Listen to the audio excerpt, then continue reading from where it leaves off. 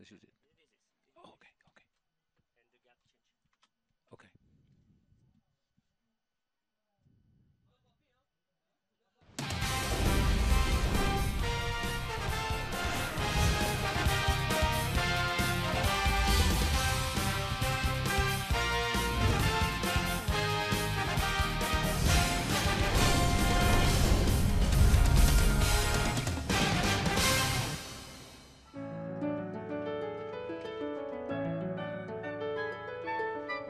So as we look down here on the hidden city, the secret city of the city of Beijing, a population of more than 21 million people, surrounded by the mountains to the north, the northeast and the west, and we'll be seeing some of those mountains during the third running of the Tour of Beijing as we now go deeper into this mystical country of China.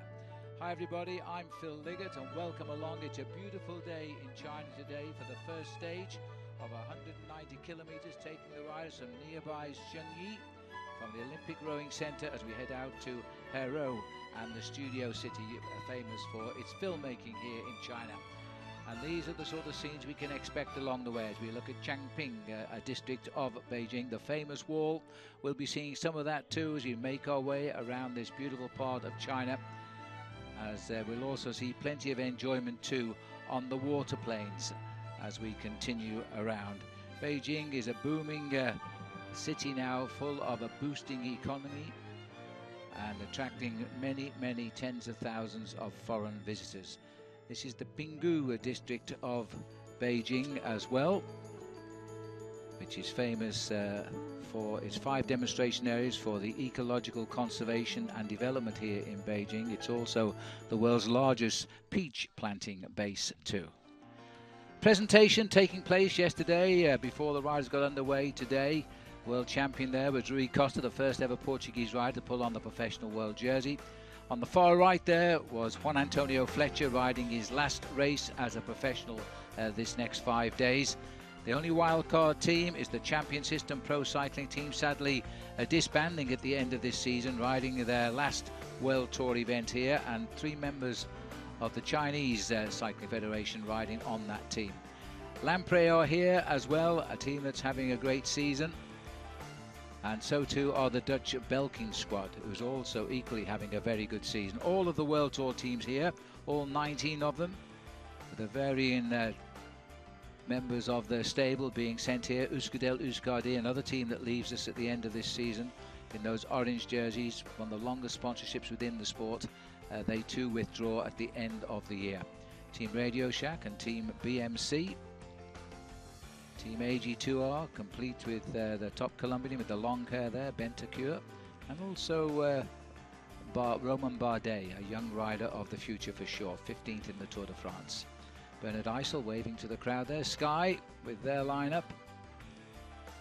And the Cannondale team there, as we also welcome here Argus Shimano, having their best ever season so far. And the man that's won this race for the past 2 years, the only winner in fact on the record books, Tony Martin. So this is a quick run around now as we open up with the opening stage. This is the map. We race away from the Shunyi Rowing Centre, used in the Olympic Games, moving out to the east, and then we come back partially west, then turn north as we head up towards the finish in Huairou rather, the Studio City. It's a long straight finish as well, absolute sprinter's delight. There's been one small climb on the course today, we'll catch up with that shortly, but basically this is the flattest of the stages apart from the last day when we race downtown in Beijing. Once away from the city and its big population, there's a lot of lovely countryside here. The hills, though, were keeping a special for a little later on. Riders signing in here today as the Astana team come to sign in. This one is Francesco Gavazzi, who was second last year overall with his teammates. So the first 2 riders of a year ago have come back for more. Tony Martin has already said he's not sure he can make this 3 wins out of 3. Michael Rogers there, who will lead the Saxo Tinkoff, who have announced in the last 24 hours that the team will continue next year. although they'll probably lose half of their sponsorship, so they're still looking for help in that department. Euskaltel-Euskadi, says luck for them. Fernando Alonso withdrawing from the idea he touted during the Vuelta that he would buy the team, and also the world champion, enjoying his moments now in the rainbow jersey. Rui Costa, 2 stage wins in the Tour de France, and then the World Championship itself, just nearly 2 weeks ago now, in Florence, in Italy. Also signing in here at the moment is Matteo Bono, the Italian on Lampre. And the men who are going to bring us the live action in a few moments' time, getting ready. This is all before the start this morning. It started at just on noon at local time here in the Shunyi district of Beijing. It's about 30 kilometers away from the city centre, occupies an area of 1,000 square kilometers, which is half the size of Luxembourg. But basically we're in the plains here at Shunyi as we race towards the mountains over the next couple of days. Rui Costa there smiling away with his teammates. Movistar, he leaves them at the end of the year, and I would imagine Movistar rather regretting that they allowed him to go, but that was before he won the World Championship. As we make ready for the start, 190 kilometers is the length of the day of racing, and miraculously we've had quite a few days of not very nice weather, but it's all blown away yesterday. Beautiful blue skies. The infamous smog of Beijing is not with us. Almost in unison. 1, 2, 3 as we take off there. 153 riders, 20 teams.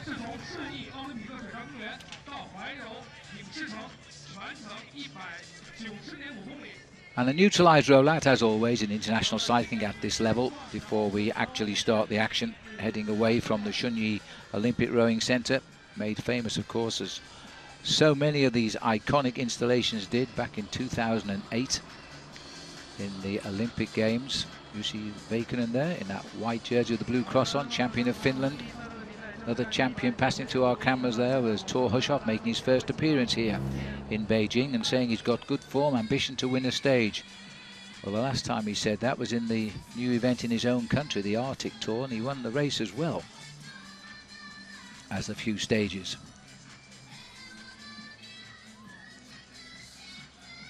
Difficult to pick out a clear favourite over the next 5 days. Today should be for the sprinters as we head out towards the race start. We're looking back at the moment before we join the live action. I can tell you though there are 4 riders in the lead, and we'll catch up with those pretty shortly.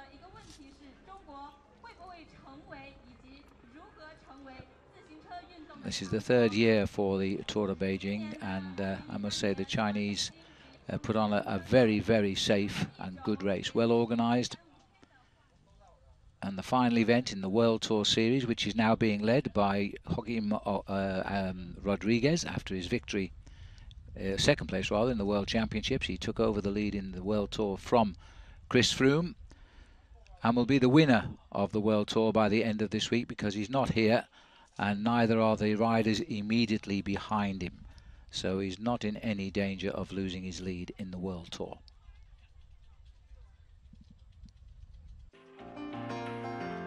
Well, this is the Shunyi district. It's the northeast of Beijing, some 30 kilometers.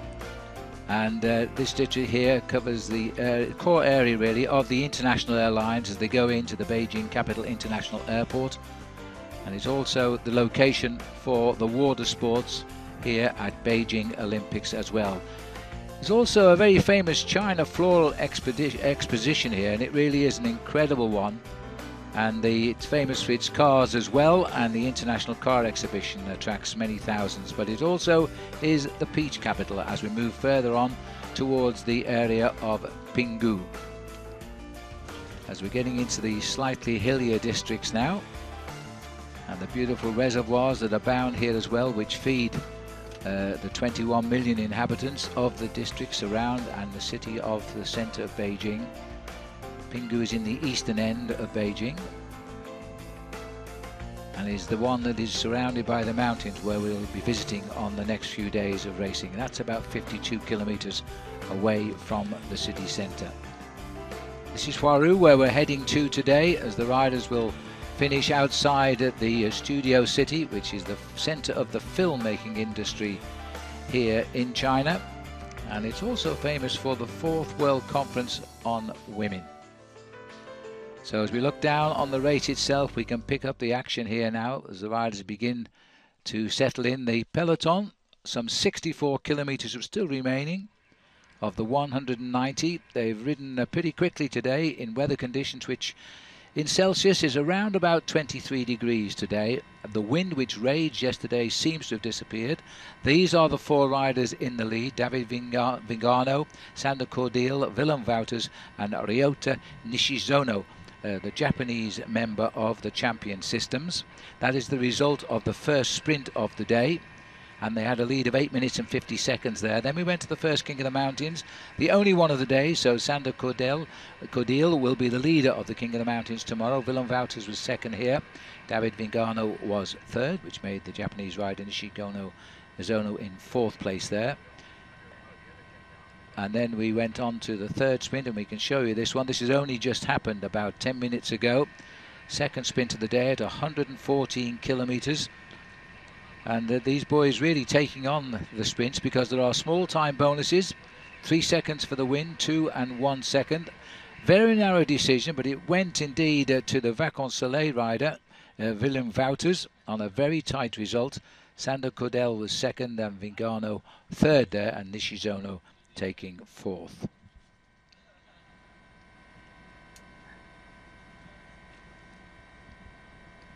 And so they're now at 2 minutes, just over 2 minutes the gap now. It's been way out to just on 9 minutes is the most they've got, but now the riders are beginning to sense the approach to the finish. Some 63 kilometers still to go. There's some good sprinters in the race as well, including Michael Matthews and Elia Viviani. They should go head to head in the sprint, but there's 1 or 2 who could intrude on the final result today. As we pick up the 4 leaders, live pictures now. As far as we've seen so far, there's no passengers in this breakaway. The Japanese rider at the back is having a little bit of a rough ride with the experience of these riders from Western Europe driving at the front.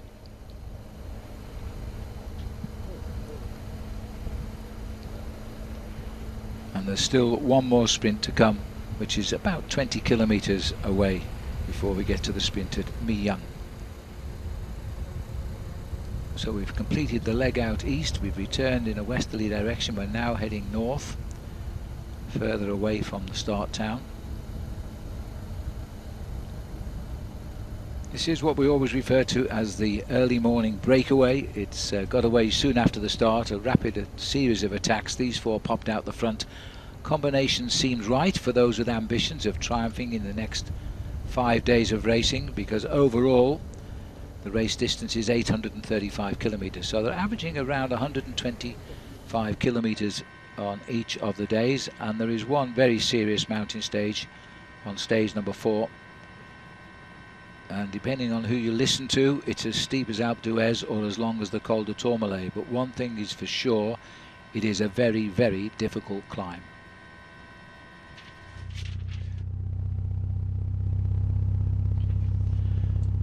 This is the peloton under the control of Française de Jeu, FDJ,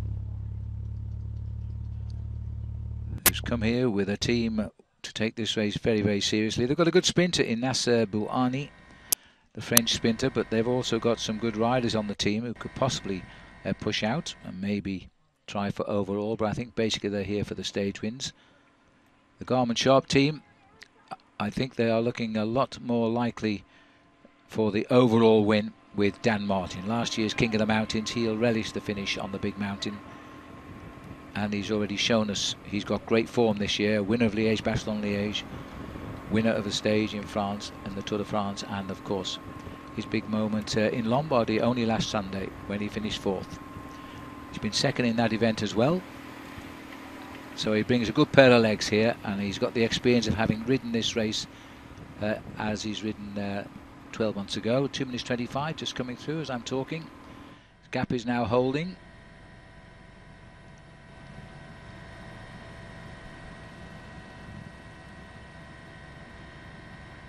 Team in the white jersey at the front left of our picture there is Team AG2R. they've certainly unearthed a new great find in Romain Bardet. The 22-year-old finished 15th in his first Tour de France, having won last year the Tour de l'Avenir.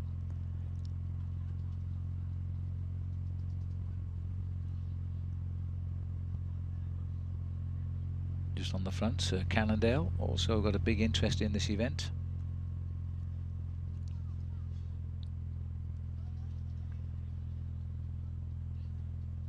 Ivan Basso is their team leader.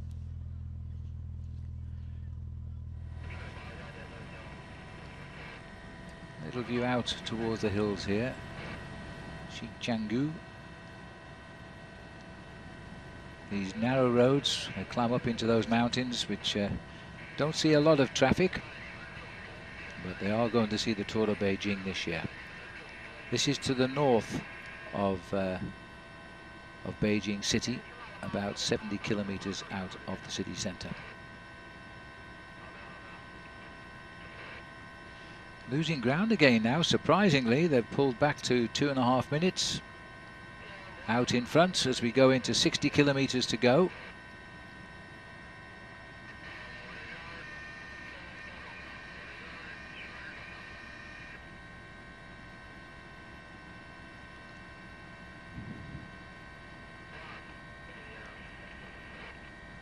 A little bit of an example of the mist that hangs around Beijing, but there's huge efforts being made by the Chinese government here to become much more greener and to reduce the carbon footprint wholesaledly in the next few years. So hopefully this mist will be moving away from the city.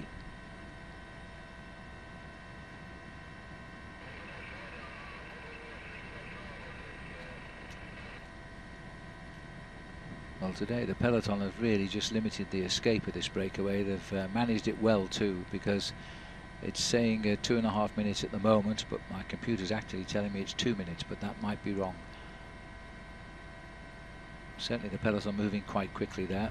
Richie Porte had such a wonderful Tour de France as the wingman of Chris Froome, and free to ride his own race here today for Sky, and it wouldn't surprise me in the least if he's a real challenge in the final victory. He could take on people like Dan Martin on that last climb. Remember how well he rode on that opening day in the Pyrenees. Yes, he paid for it the next day, didn't he? But it wasn't the end of his escapades in the mountains on the shoulder of Chris Froome. Well, this time around, Chris Froome did tell me in the Tour of Colorado he would be here. But in fact, he isn't part of the list, and they've arrived one man short. So, change of plans perhaps. Either way, Richie Porte now free to fly if he can.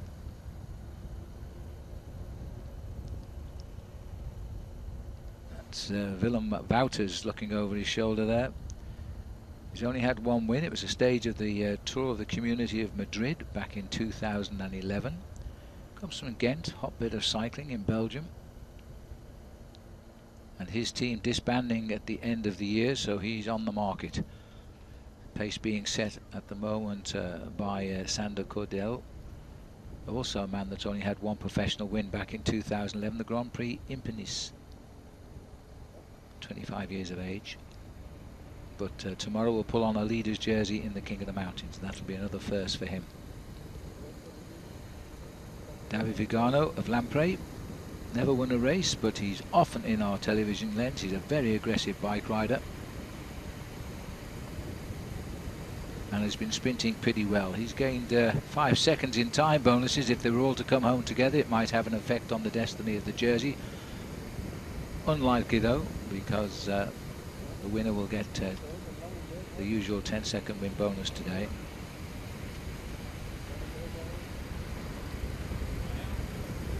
Well, they've been out front virtually all of the 132 kilometers covered just now. They know the name of the game. They know that the riders are playing with them. The latest checks just come in at 2 minutes 30, so they've moved slightly ahead again as we come inside 58 kilometers from the finish.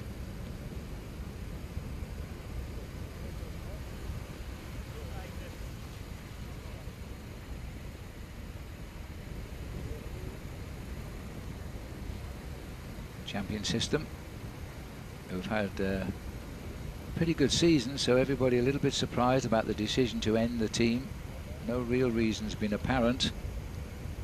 And Matt Bramier, the Irishman on the squad, is very upset, to put it mildly, that he suddenly found himself out of a contract and no race for next year at the moment. 3 times Irish road racing champion. They have a big Asian influence in their team.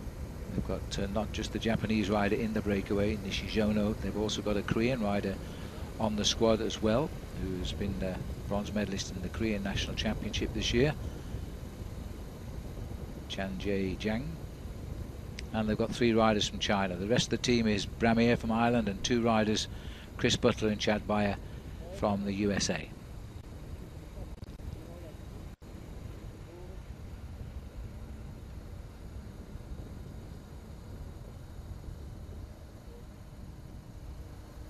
Long empty roads, and that's a rare sight on the main roads around this part of China, because the traffic is tremendous, especially in the city of Beijing itself. Right downtown, it's very difficult to move in the early rush hour each morning.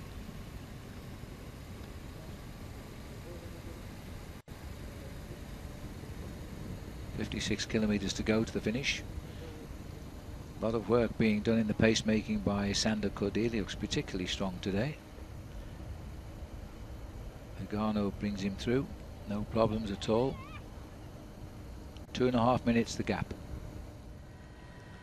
Now we look further down that long straight road. There's the peloton, 153 at the start this morning, 149 of them still in that group.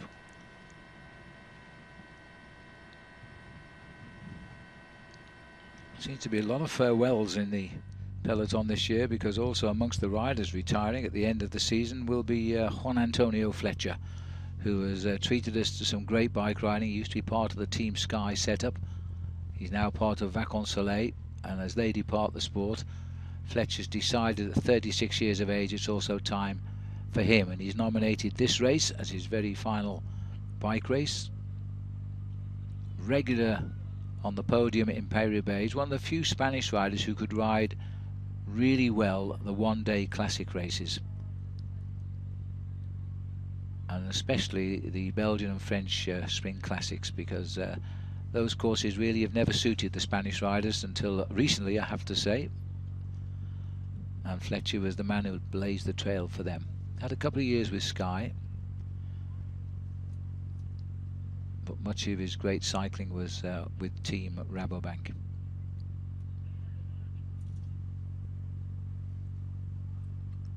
So 14 seasons as a pro for Juan Antonio Fletcher. We'll miss him. He speaks very good English.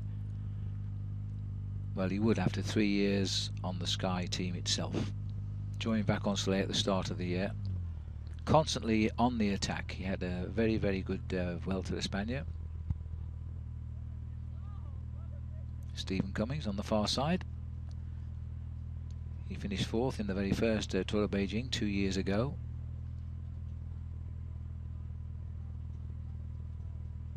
Clearly no pressure on the faces of these boys, and no concern at all about the gap, which is still being pegged at 2.5 minutes.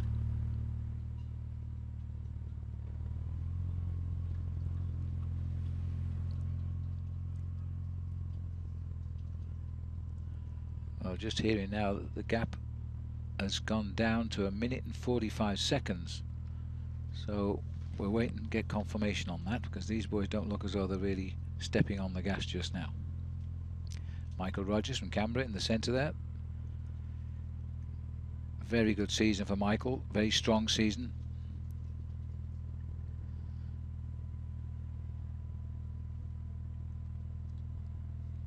And Rogers is another man, the way he's riding his stage race this year, very intelligent man.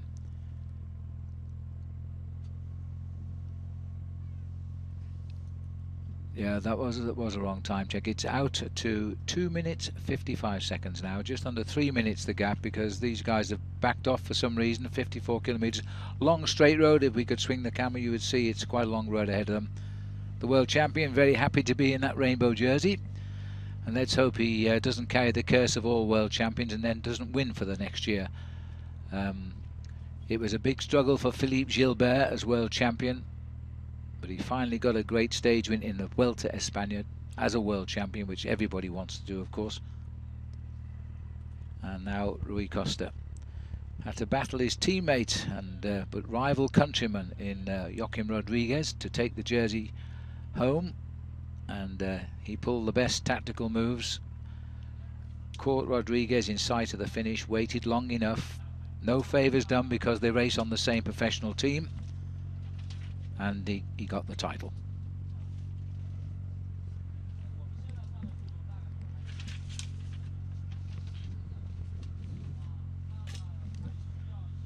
There's the man who won the race for the last 2 years, the only winner on the honours list of the Tour of Beijing, Tony Martin.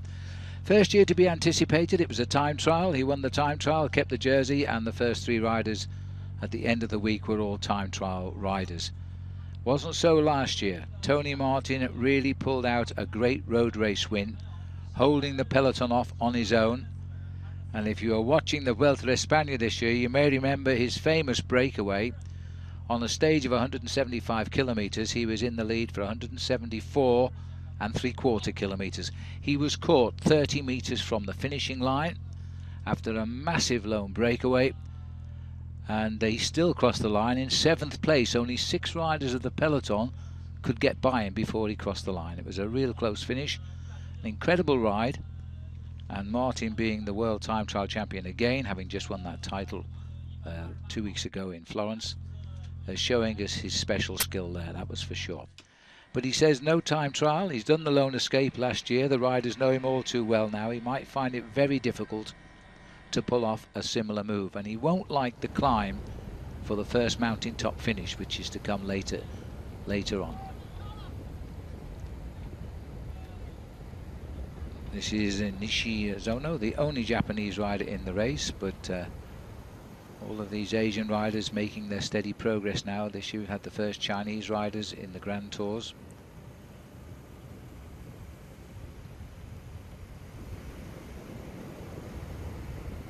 Cordell tapping out the rhythm. Our evergreen stage race man is also riding again, the Australian Adam Hansen on Cordell's team. The second year in succession, ridden and completed all 3 Grand Tours. Incredible man for punishment, that's for sure, the Queenslander.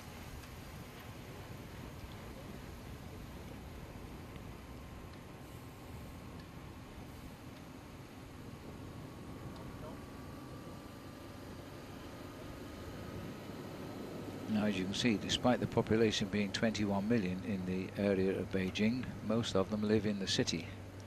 There aren't too many watching out here. Problem for Vigano, I think. Probably just a drink, or information maybe. Probably a drink. Gap still confirmed at around 2:55.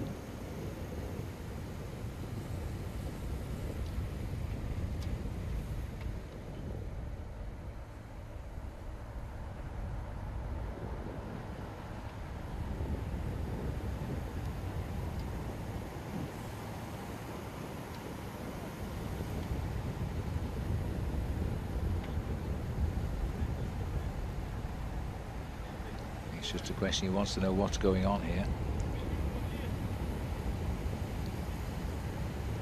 A 3-minute gap and 51 kilometres to race. It won't be enough, I don't think, to stay away. Not if the riders who've been here for a few days, not a long time, but 4 or 5 days before the race started, if they've been out to have a look at the finishing line in Huairou, it's a sprinter's delight, and I can't think they're going to throw this one away, especially with the hillier stages to come, which will see breakaways succeed. And there is the peloton now, and it looks to me as though they're stepping up the pace a little bit. 2:45, 10 seconds has been chipped off.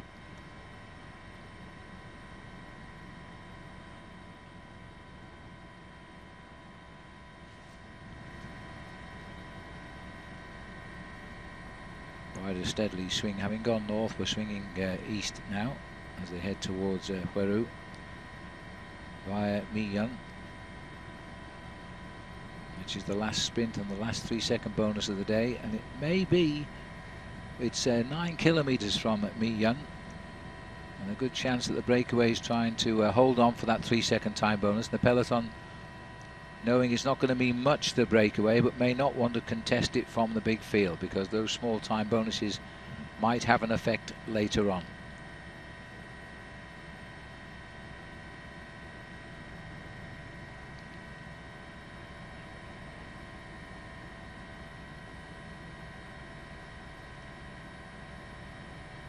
So the points jersey just at the moment, Vigano will be the leader of the competition on points with 1 sprint to come. Just going inside the 50 kilometre mark. So a little over an hour and 5 minutes to race to the finish now, and the riders will know that. No hills at all, racing across the plains here now.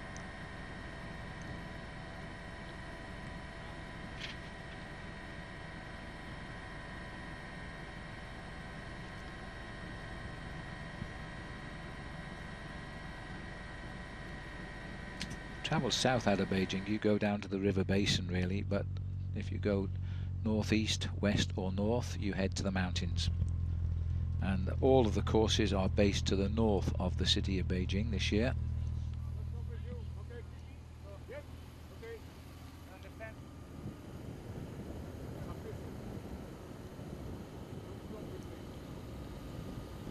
So Vigano still concerned about what is going on behind by the look of it. These boys getting on with it. And it looks as though it's gone down to 2 minutes now, and as you can see the tempo has gone on a bit. 2 riders here from Euskaltel Euskati is Urtasun, number 67, and Verdugo, Gorka Verdugo.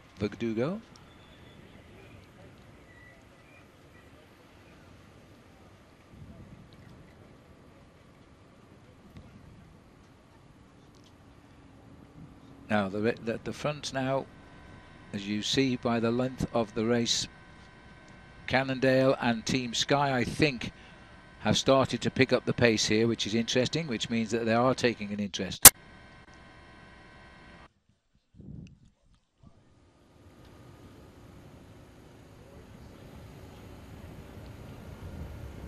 So just watching here the 3 riders working together, and still Vigano seems to be back with the team cars here, or has decided to drop off.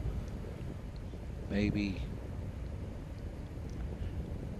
at 48 kilometres go, he may have dropped out for a natural break if he can. He figures his chances of getting back at around 48 kilometres an hour right now with these 3 leaders, because they're getting on with the job. And the peloton now have decided, once they saw that 50 kilometre marker go by, it's time to start chasing them down.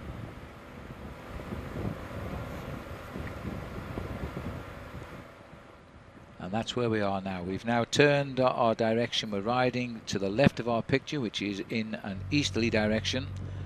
But once we get to Yankee, we do actually plunge south and then turn towards the finish, which will be up towards the east to finish in Huairou. The green is the leaders, the red is the peloton, and the gap is now just on. I was listening because 2 minutes, I think it is, just on side 2 minutes.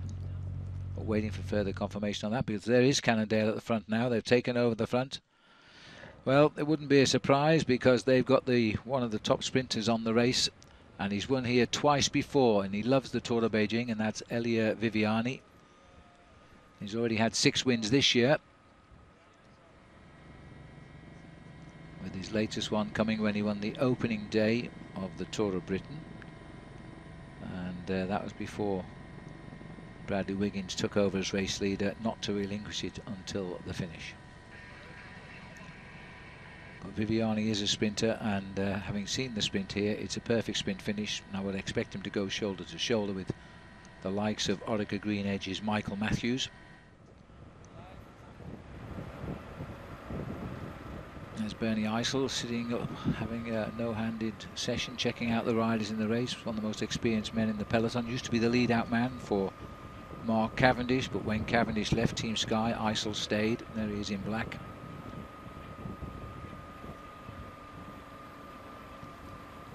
But Sky themselves Don't really have a great candidate up against the likes of Michael Matthews and Viviani for a sprint finish this time, I don't think.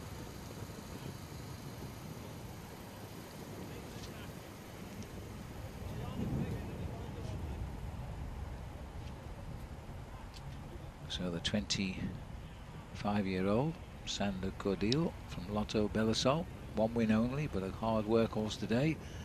First leader in the King of the Mountains when we get through to the finish. Race restarting from the finishing line tomorrow at Huairou and heading out to Yanqing, which is a long ride at 200 kilometers.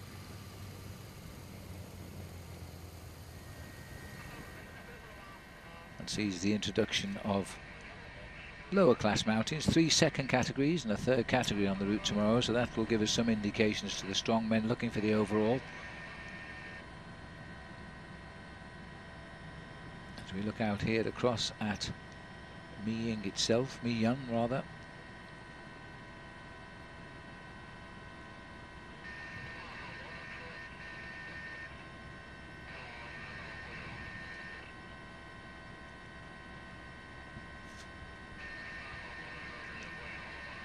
So the gap there at 150, just as we see the peloton, and they'll be happy with that just at the moment.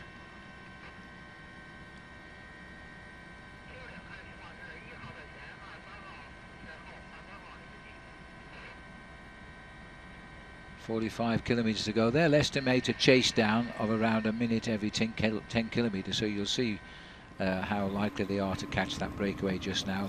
Number 81, thinking long term here, Dan Martin. He's had his best ever season, and he's come here with a win in mind, I'm certain of that. He's got 4 victories already this year, including a stage in the Tour de France in the mountains, the great classic Liège-Bastogne-Liège. The only other Irishman to win that event was Sean Kelly, and he also won the Tour of Catalonia. Just having a chat there with Matt Bramier, who's probably asking if Garmin Sharp have got any room for him on the team next year, because Matt Bramier on Team Champion System, the current champion of Ireland, is without a contract for next year after the dissolution of Champion System at the end of this season.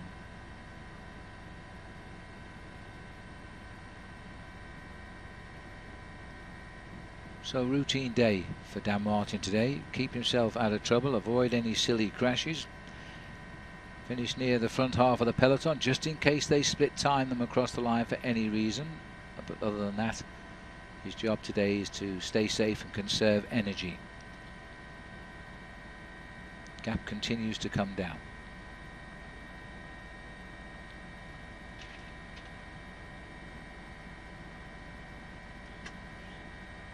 Well, it's going up actually. It's 2 minutes now, the gap, so they've eased back again. They've got them in control and they've eased back again.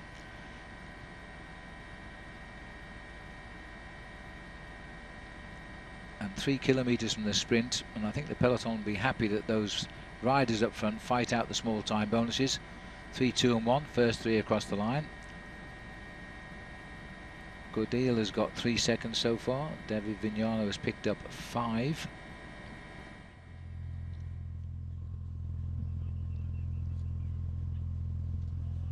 So Cannondale just tempo riding here, and there's another indicator there. Francis Desjeux and the boys in blue are holding court in second, then third and fourth place. That they've also got faith in their sprinters today. Their sprinter primarily will be Nasser Bouhanni.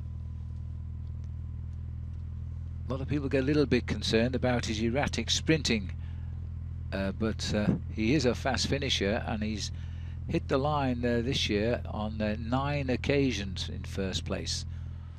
Most recently a couple of weeks ago in the Tour de the Vendée on the east side of France. On the west side of France, I beg your pardon, over towards Brittany there, south of Brittany. This is the town of Miyun. En passant on the other side of the river today at high speed for the peloton.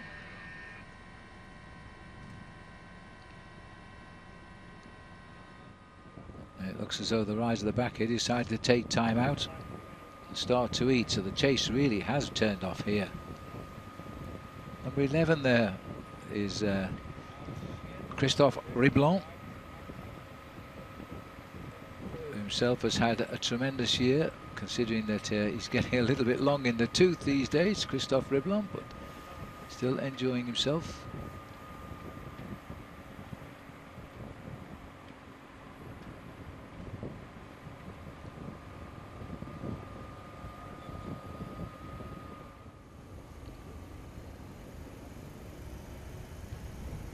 Well, it doesn't look to me. I think, you know, that the Lamprey rider decided to let this breakaway go its own way. He went back, chatted with the team car twice, and he doesn't appear to have come back into this group. So, Vigano may be thinking enough is enough, but he's a long time in the lead.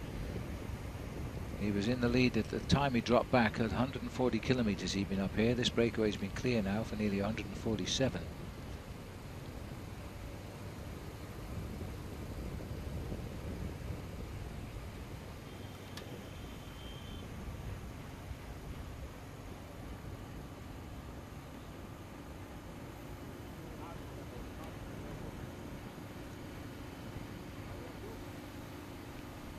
A lot of concern the sun wasn't going to be seen this week. Last week it was pretty much a lot of heavy fog, and especially in the mountains where the finish comes in a couple of days' time, there was very, very poor visibility, but it seems to have disappeared yesterday with high winds, and now it's perfect conditions for bike racing. Canada continues to set the pace on the front here.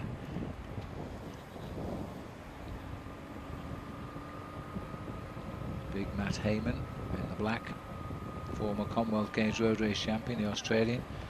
His job isn't to win races though, his job's to help the team win races, and he's a perfect workhorse on Team Sky.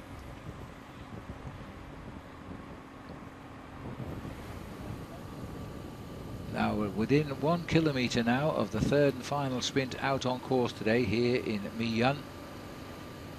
And these are the three riders left at the front. Gap just over 2 minutes.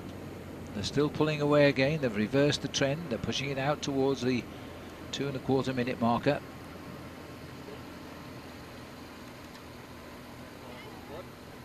Now I wonder if Nishizono is going to have a go for this. He's sat at the back. He doesn't seem to be working that hard with the breakaway. I might be doing him a little injustice, but he's always sat near the rear when we pick him up on camera.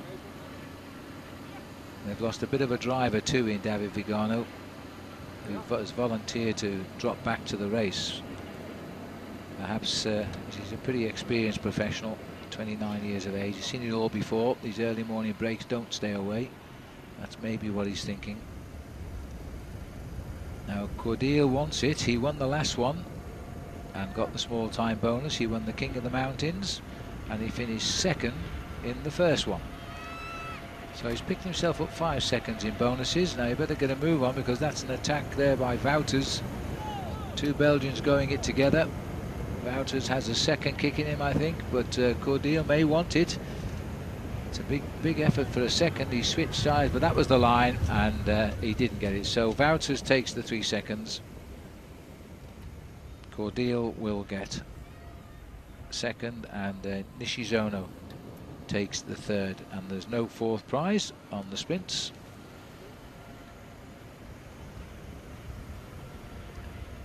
And we'll wait for the official gap.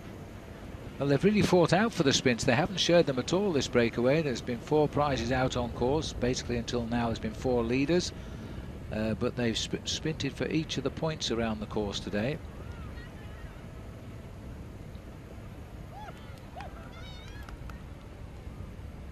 And Wouters, the rider from Ghent, showed the best sprint.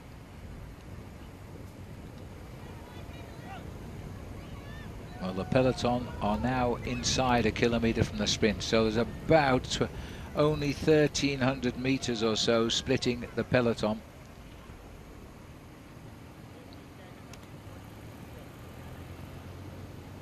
Apparently the group have turned off again. They're taking food. It sounds as though it's gone out, in fact, to just over 2 minutes.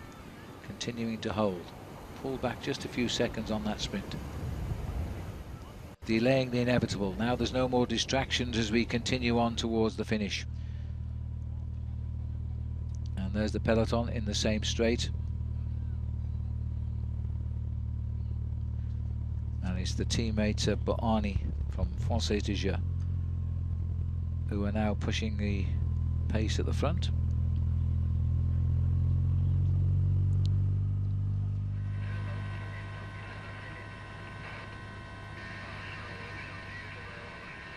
Wouters, Cordier, Nishizono in that order. Nishizono, I think he's just happy to be here right now. He has not challenged the two riders in the sprints.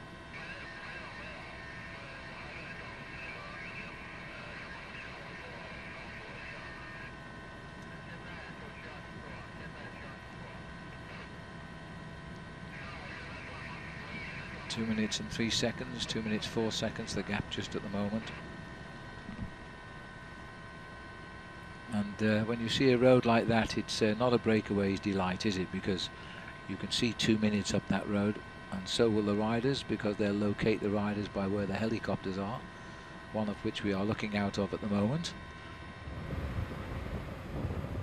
Further back downtown in Miyun.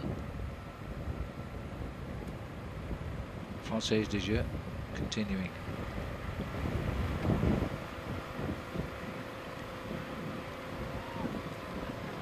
Nasser Bouani is the sprinter. No sign of him at the front at the moment.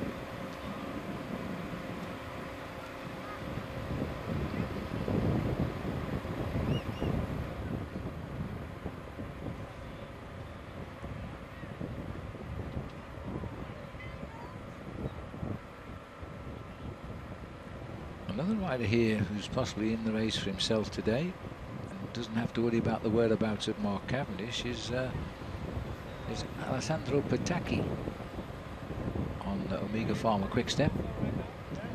Good sprinter in his own right, and with no Cavendish riding today, he's got a chance to go for his own sprints. And Team BMC have noticed that we moved a few men up to the front. They'll be thinking of their Norwegian champion Thor Hushovd. And if you saw any coverage of the Tour of Beijing last year, you might remember the arrival of a young man in Marco Haller. And Haller got his first ever win in a major event last year. He's only ever won twice. He won a small criterium in Bischofshofen.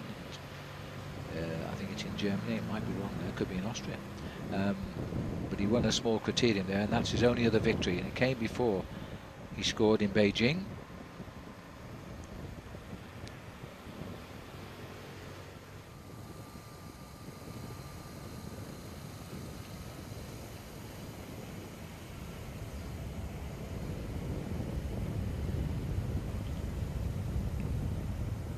And so now it is Nishizono who's gone to the front to set the pace for Champion System.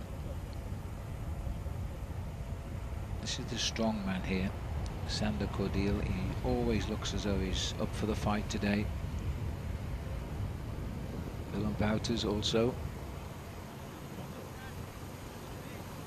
These guys out to try and, especially the Bac-en Soleil rider, Wouters, to try and impress for a contract for next year.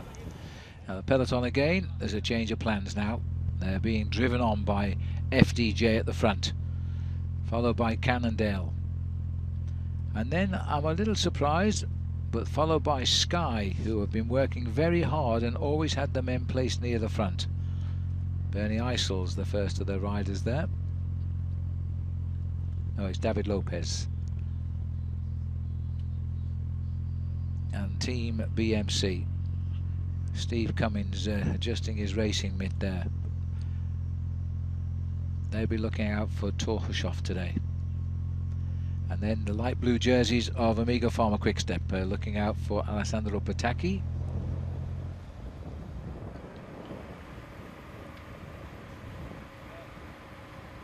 And there is David Vigano at the back of the peloton now. The man that was in the breakaway, he slipped right to last place. conserving his few seconds he's gained on the race, 5 in all.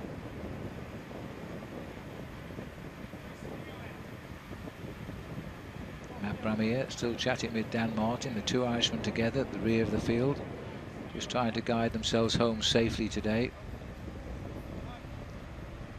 The whole team keeping an eye on them. Jack Bauer, nearest camera, crashed out in his first Tour de France with a nasty facial injury, but he's fully recovered from it, and so near the finish too. It was a real shame for Jack. He was riding extremely well in the Tour de France this year, and then he hit a fence on the descent.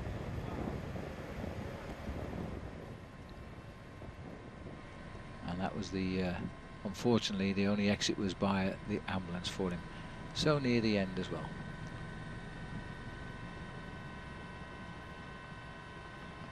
Two days from the finish, and it was his first Grand Tour.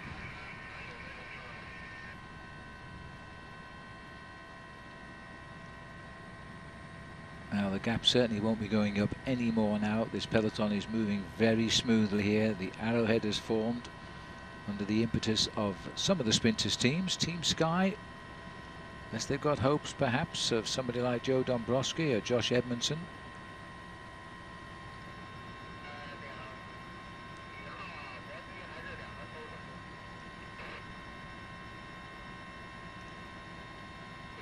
Heading down towards the last 34 kilometers of the day. There's no more challenges as far as terrain goes. It's very flat, and the road surface extremely good.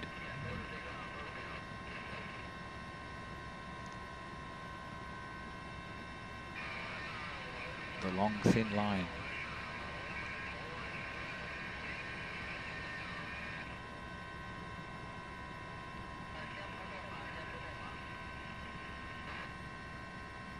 A sprint confirmed as we said it was. Gordil, Vigano and Nishizono.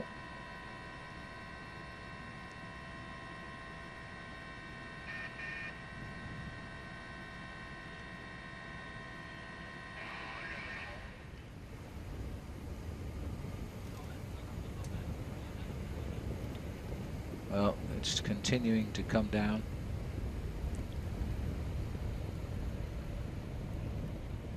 As these three riders know now the inevitable. The tempo is up behind. It's Johan Le Bon, I think, the youngster, the 23-year-old, who has won Grand Tour to his belt. Johan Le Bon rode it this year, finished 115th in the Tour of Italy. His first attempt at the 3-week race.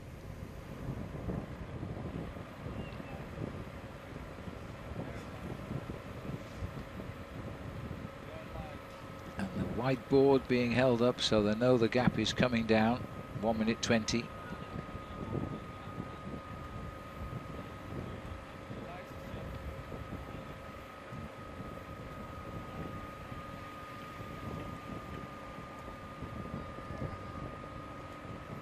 It's quite likely that only 3 of the 5 days will result in bunch sprints this year, as the organisers now becoming much more ambitious and adventurous as they go into the mountains nearby. Le Bon has dropped back here into 3rd place now as Cannondale have gone back to the front. Viviani is their man. Lopez. Richie Porte having a chat. Happy with the way things are going, no doubt, at this stage of the race. Why shouldn't he be? With international cycling, everybody gets the same time who finishes alongside one another, and it's time that counts in the end, so he'll wait for the terrain to change.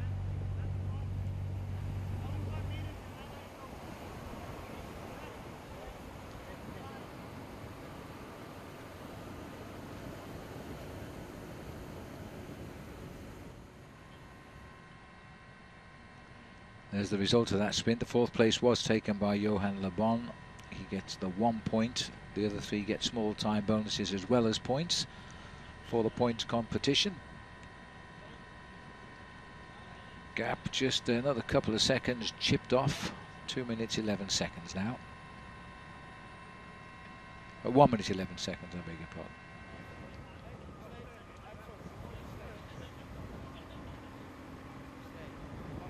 Bernie Eisel chatting with the team management here, asking what's to go on.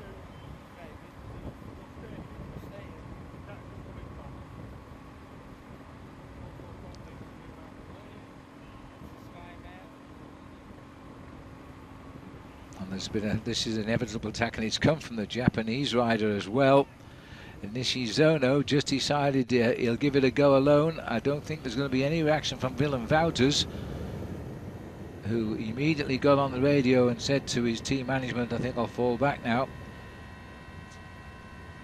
because the breakaway is being caught. It's just a minute the spread, and it's the last gasp effort here by Ryota. This is Cordeal. Looks as though he's still thinking about keeping up. He is.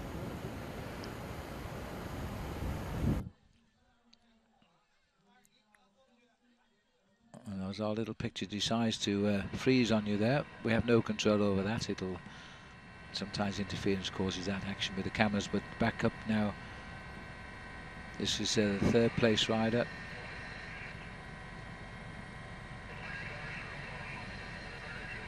Well, this is Cordeal again, and looks as though he's giving a final throw here.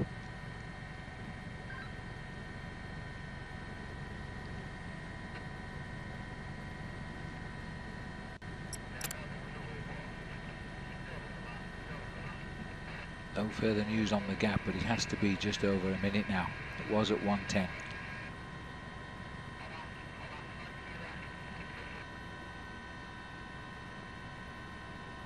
Long straight roads as we head out west, and frankly they're not conducive now to a breakaway. A breakaway at this stage of the race would need at least 5.5 minutes if it were to survive the race to the end. We're looking at the Japanese rider in front of the vehicle there.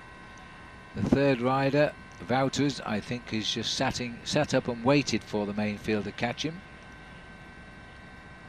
They've been in the lead now for nearly 160 kilometers.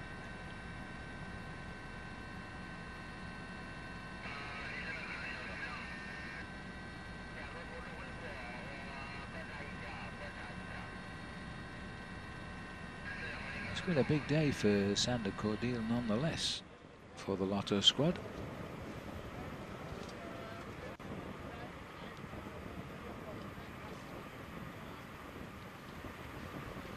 Zhao Pengda, he was the best placed Chinese rider in this event last year, rides for Champion System on the right in the blue.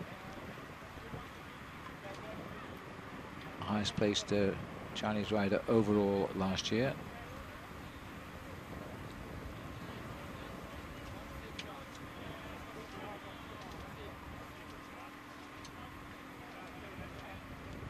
And there is 161. And that is Ji Cheng. He's the most experienced of the Chinese riders, and he's got himself a good contract with Argus Shimano. Two Chinese riders on the squad, both being put into action here, and you can see the other one, 168, there he is. And that's Jing Yang Dong.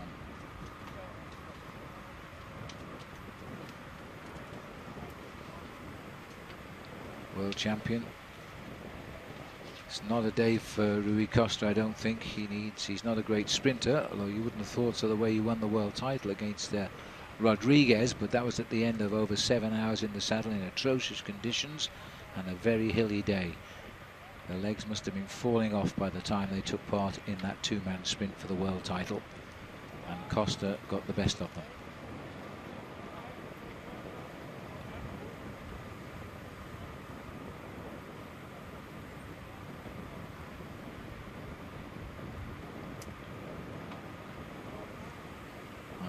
The two young Chinese riders here feel when they ride alongside the shoulders of the world champion, Rui Costa.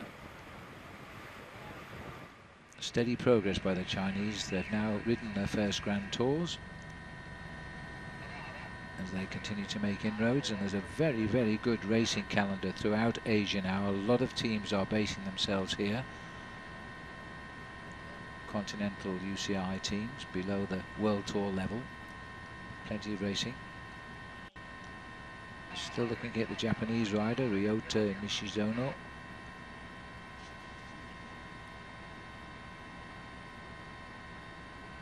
And the leader on the road is Cordial.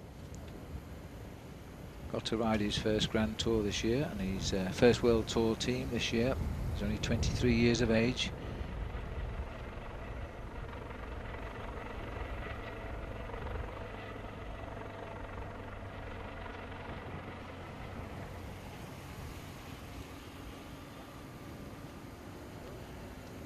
Holding on to he's just pushed it out a little bit. The spread is now 1 minute and 25 seconds.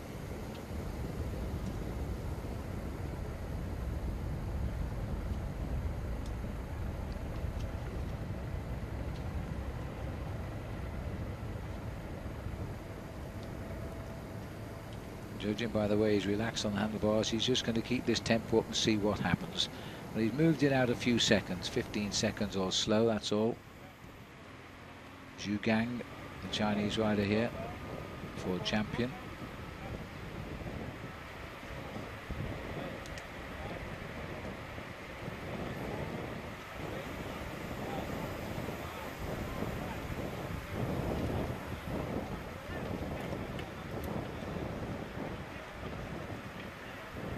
Looks as though the Zhu Gang is moving up a little bit. Come down again with a couple of seconds. It's back to 1 minute 20 now, and they're leaving it now. We're heading down inside 27 kilometers to go, so they'll want to see a big change as they head up into the last 25 kilometers of racing.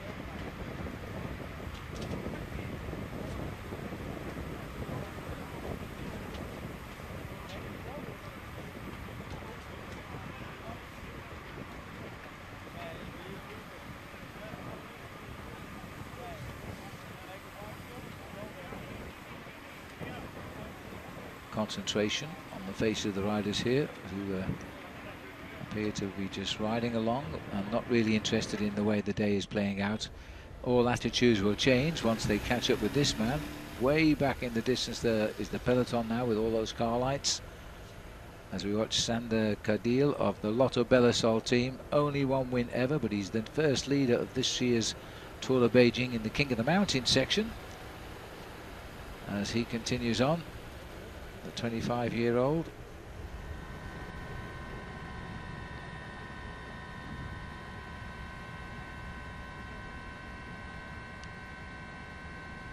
He's showing himself, he's got a good turn of speed as a time trial rider. Those long legs.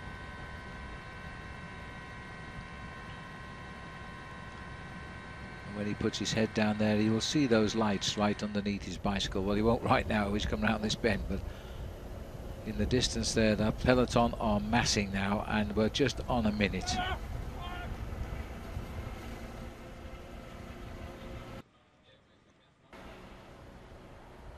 His change of direction will help him a little bit. Those long straight roads are a bit demoralizing. No sign of the Japanese rider coming around that corner yet, so he's opened up quite a gap on Nishizono. This is Wouters here, who's gone back to the peloton.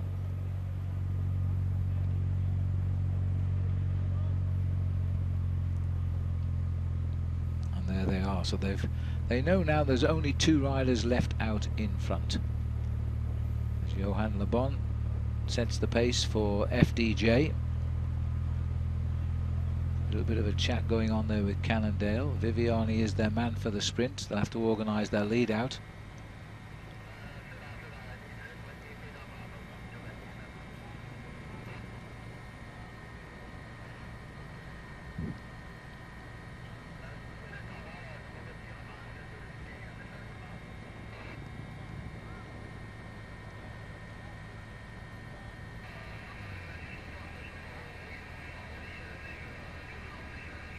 Still the peloton being led by Cannondale primarily. And there's a little line of riders moving up on the left-hand side of the road now, knowing that they're getting into the last 25 kilometers to go. FDJ Cannondale, Sky are the teams, with Intrusion at the back now, indicating that Tor Hushoff will be up for the sprint because BMC and the red jerseys are taking close alignment, and so too Amigo Pharma Quickstep for Pataki. They've just passed the 25 kilometers to go marker, the leaders.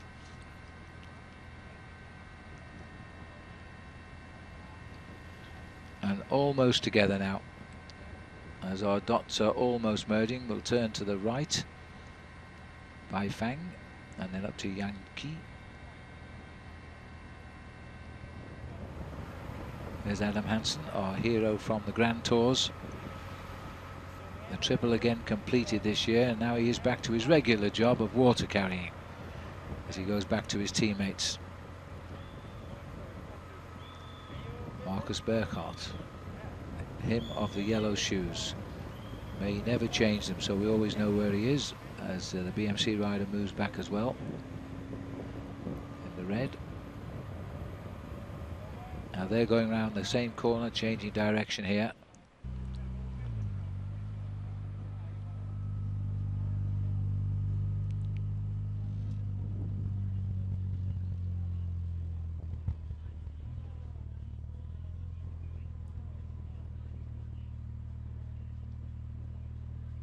Sky, Cannondale, Matthew Heyman scurrying back up to the team with drinks perhaps. Saxo Bank, Tinkoff in those darker blue jerseys, also taking closer order now for Michael Rogers perhaps, but they have a good sprinter in Huairou, the Italian.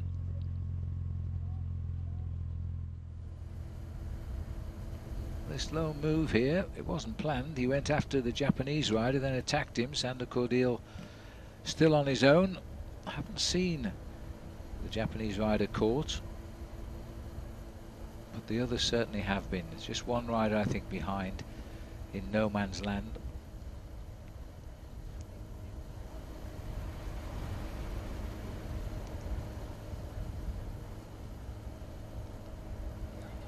Still an empty road over his shoulder.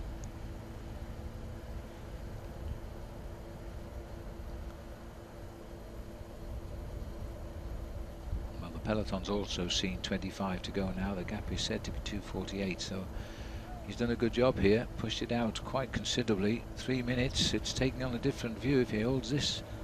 They don't organise themselves. If he's got this sort of a gap at 15 kilometers to go, they would be very concerned, and we're only 8 kilometers away from that pointer.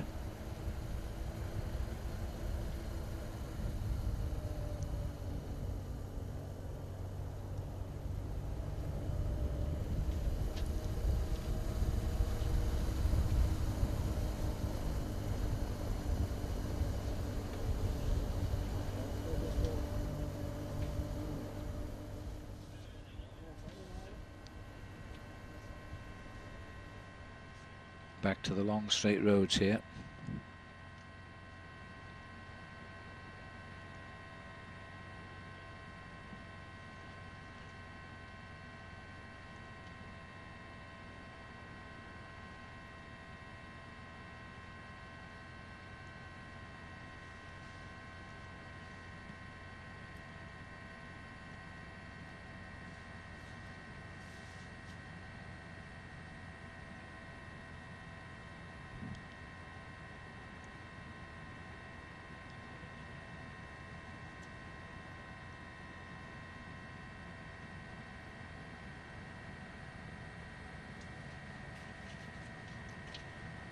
Well, you can tell when the peloton shapes itself like this, they're leaving it to the sprinters teams, and there are 1, 2, 3, 4 sprinters teams interested, although they're not really helping each other. They're just allowing most of the work to be done by Cannondale. They'll feel that Cannondale might have the best finish. The one team we haven't seen too much of yet is the Australian Orica Green Edge squad,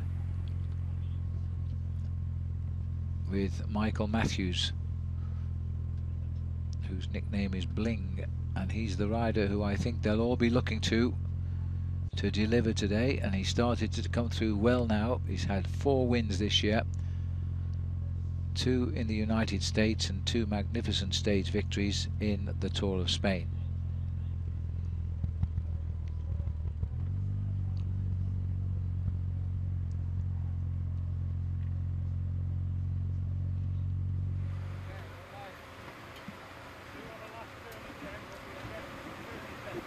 chat going on amongst the Belgian and Dutch riders here.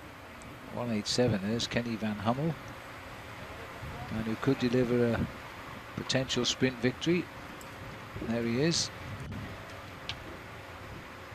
He's not a rider we talk too much about in the World Tour races, but he is quite a prolific winner. He's won 24 races in his career. Only one of them this year though, and that was in the new race in Norway, the Arctic race of Norway.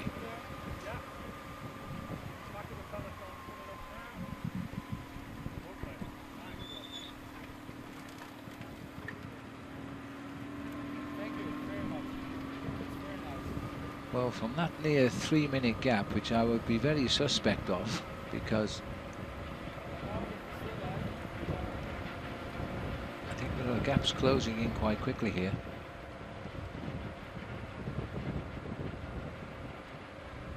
Oh, it's being confirmed by race radio at 2:40, the gap.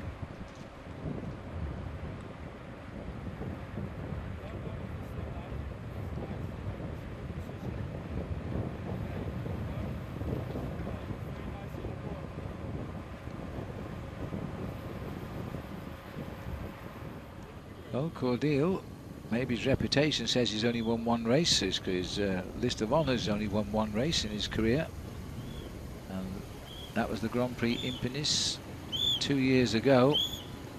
That doesn't mean he isn't going to win today, because at 21 kilometres to go, he has a chance, one has to say. The teams will need a help at the front. The chase is not quick enough just now.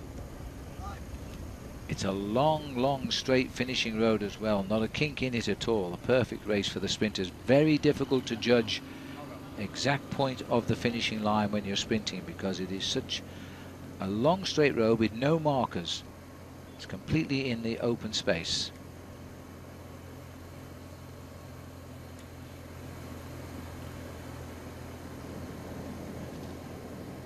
Cordeal is taking the chance he's been given here, and it would be virtually a race-long breakaway as well. Having been out front now for over 180 kilometres on the capture here of the Japanese rider, so that just leaves one survivor now of the 4-man breakaway.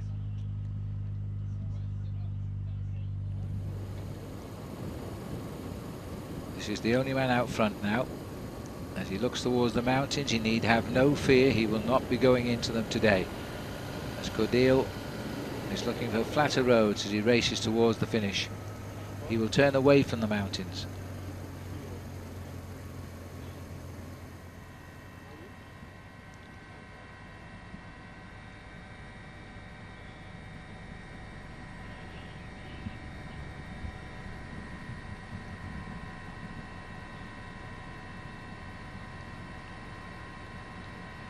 So there you can see the road skirts around the edge of the mountains today.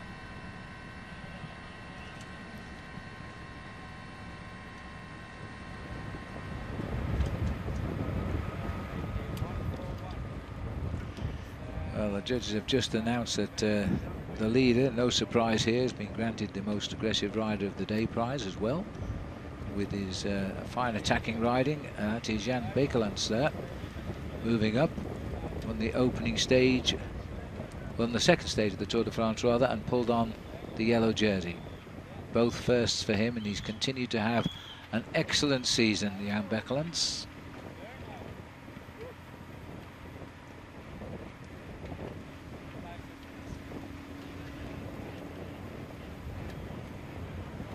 As he starts to move up there.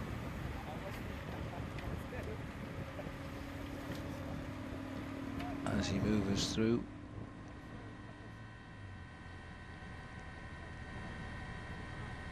After his stage win in the Tour de France, he rode a couple of post-tour criteriums at the circuit races that which the riders can earn quite a lot of money and entertain the crowds. He won 2 of those, one at Pier, one in Herentals, hometown of Rick van Looy, or Rick 2 as he was known, because there was also Rick van Steenbergen.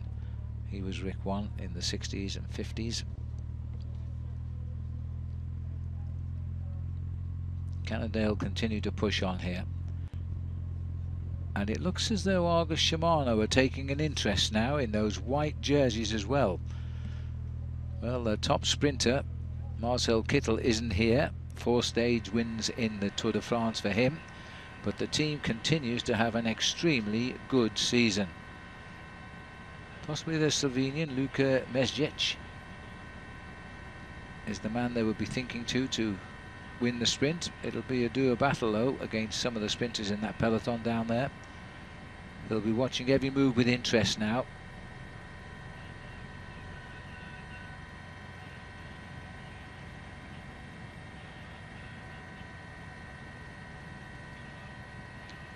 We're now entering the district of the finishing area outside of Beijing, Huairou.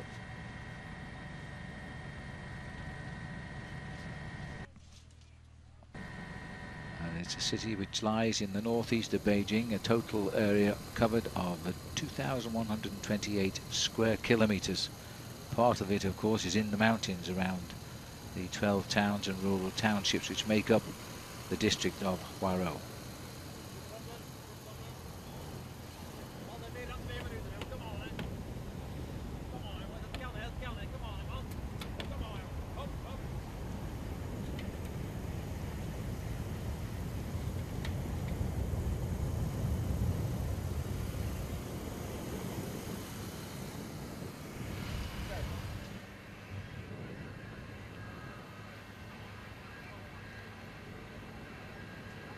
Certainly the lone breakaway here.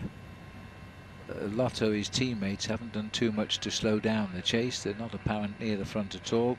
They're just seeing if it runs out according to plan from the rest of the riders. But Team BMC have moved up to the front now. They're very interested in this one because of Torhushoft. Former world champion, won his title in Australia in the city of Geelong, about 80 kilometres outside of the big city of Melbourne. And he's had 8 wins this year, which is a good return to form for Torhushoft. He didn't have a single win when he joined Team BMC last year.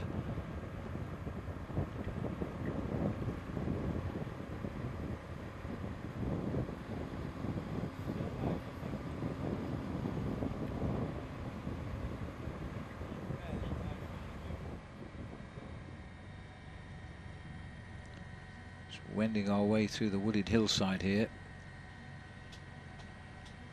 and there's no way that the field is under too much pressure on this road, as they just sit behind the sprinters' teams as the gap is slowly closing in. Not far off the 16-kilometre point from the finishing line now, and there's urgency. There has to be. Argus Shimano now picking up the chase as well. It's been a good effort this by Sander Kudil, who's the first leader in the King of the Mountains. He's gained most out of the sprints in time bonuses and has just been voted the most aggressive rider of the stage as well. So it certainly hasn't been for nothing, his attack. Matt Bramier sitting now at the back of the peloton, the champion of Ireland for a 3rd time.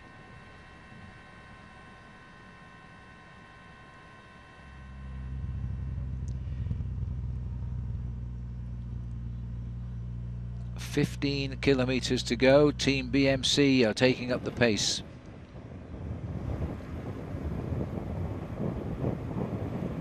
Just a little rise we've seen. We've now gone down. We're now through the district of Huairou.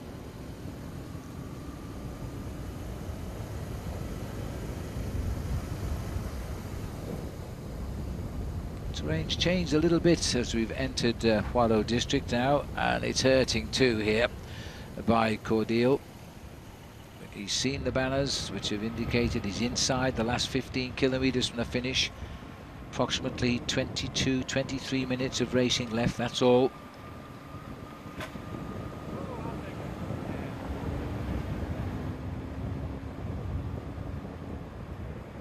And this constant change of direction is just what he wants now. Out of sight, out of mind of the peloton.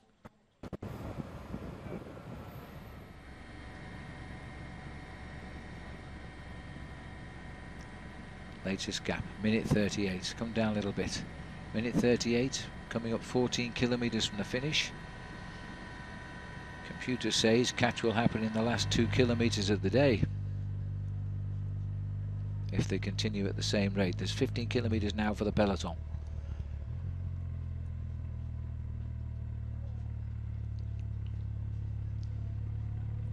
Arga Shimano, little grist to the mill by this team from Holland, who's having a tremendous season.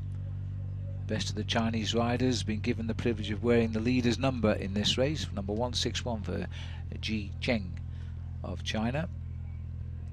But I think they'll look to Mezgec of Slovenia as the most likely man in the sprint. Team BMC have got a good team here, a team which could go all the way in almost any department if it all worked out for them, but it looks as though they're gambling on stage wins. And Thor Hushovd is their man. I haven't seen him. Now his jersey is similar but not the same, because he's wearing his national road race champions jersey, which is red but has the flag of Norway across it, blue and white as well as red. And I haven't seen him there.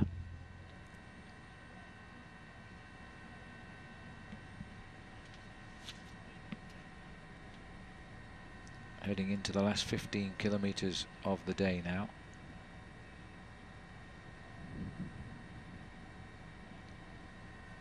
These mountain villages here as we go through Huairou, there are actually 287 villages peppered on the hillsides of the district of Huairou.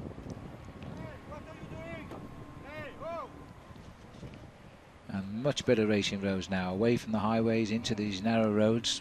Peloton will find it a little bit more difficult as we have a nice little look down. I can't see the temple, but it tells us it's there. I think we're about to hone in on it there, the Huairou temple, just underneath us as we go underneath the entrance.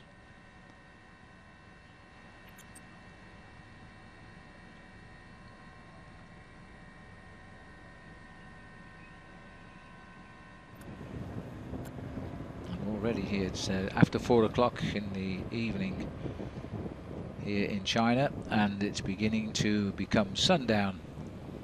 By 6 o'clock darkness will have fallen.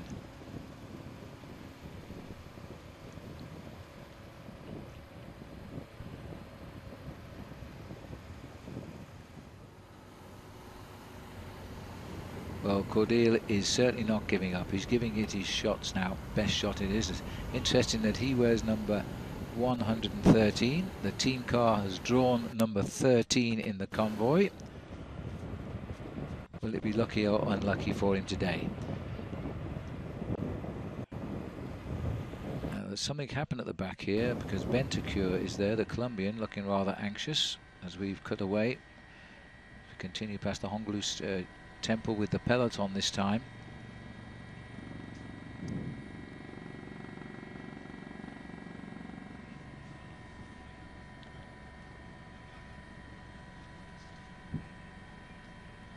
And there it is, nestling amongst the trees. Not the best of views out the windows, I might suggest, even though it is a lovely day.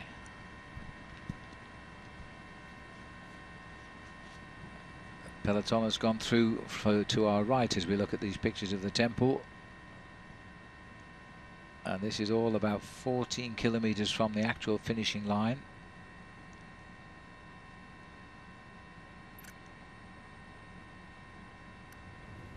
And there's a nice image for you. We're having a little problem around the trees of the temple just now, but our pictures are holding just about. And this is the peloton. Still Cordeel pushes on, just waiting for the latest time gap. It's around about a minute, not much more. He's running inside 12 kilometers to go now.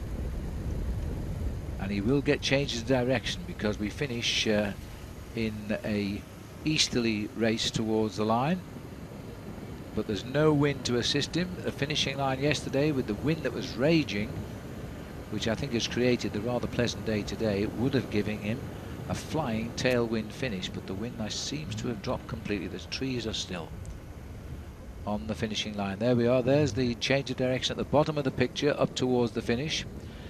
The Huairou Huairou reservoir on the left of our picture there. Well, that is one of the main reservoirs which supplies Beijing with its water.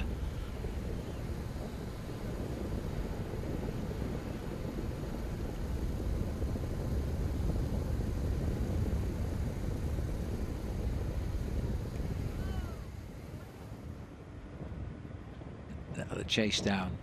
Right in the distance amongst those cars, you can just about make out the lone leader above the motorbikes. And there is the reservoir we've just seen on the map, coming up on the right side of our helicopter just now.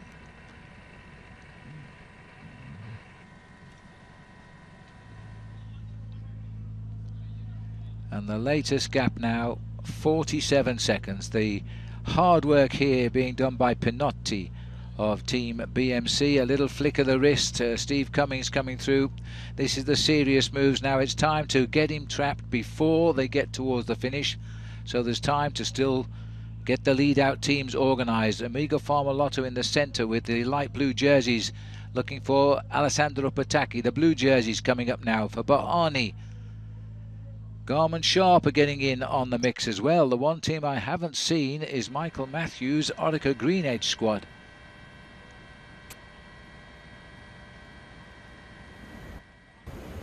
Now, because of the speed of the approaching peloton here, they've managed to get rid of all vehicles out of the gap behind this rider, which will make the chase that little bit harder for the peloton. Crossing the void of no man's land.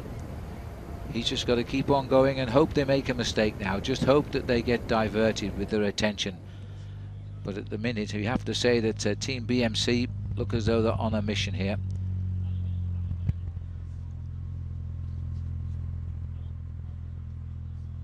There is Hushoff there, the slightly different red jersey now. He's got one teammate in front of him. The world champion, Rui Costa, moving up. Now there's a surprise, as the world champion may be inspired by the fact he is the world champion. He's moving up there.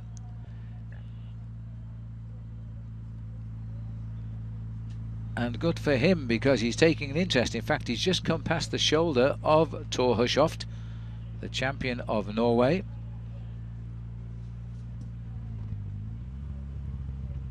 So perhaps the Movistar rider is interested in getting a stage win and his first ever victory as a world champion as well.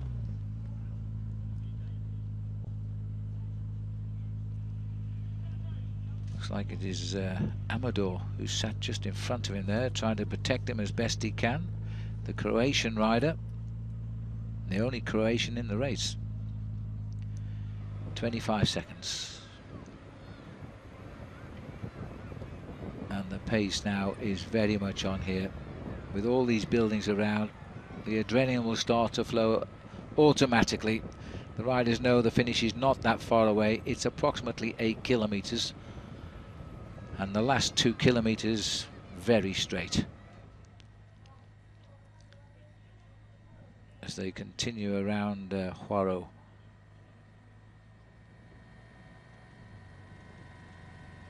That's been an incredible good ride by Cordeel,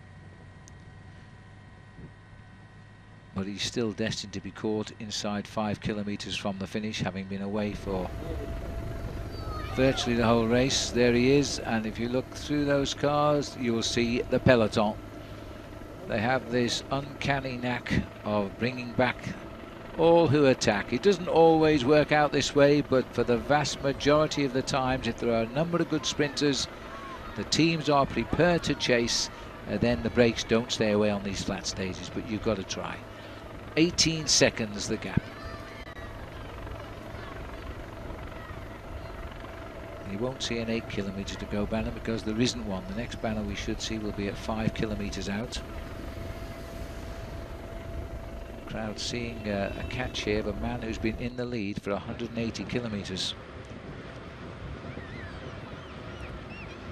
Well, I told you it was a long straight, but looking out of my commentary box window, I think it's a little bit early to put up the checkered flag. They can't see the finishing line just yet.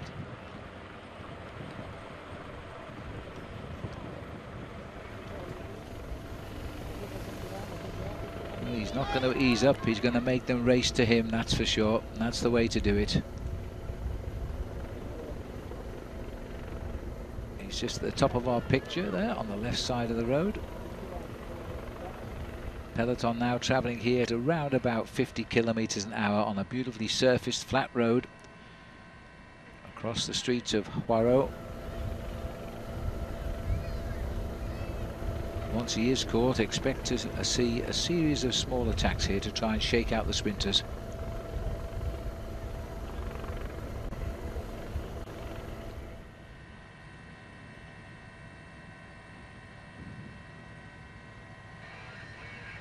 Here comes the catch, and it's going to happen just at, well, the board there saying 5 kilometres to go, and that's exactly where they've caught him.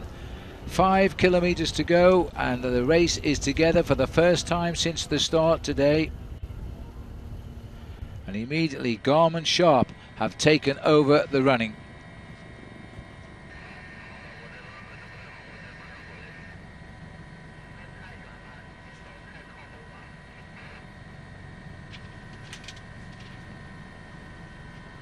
Now a little bit of a rush up on the outside of the peloton.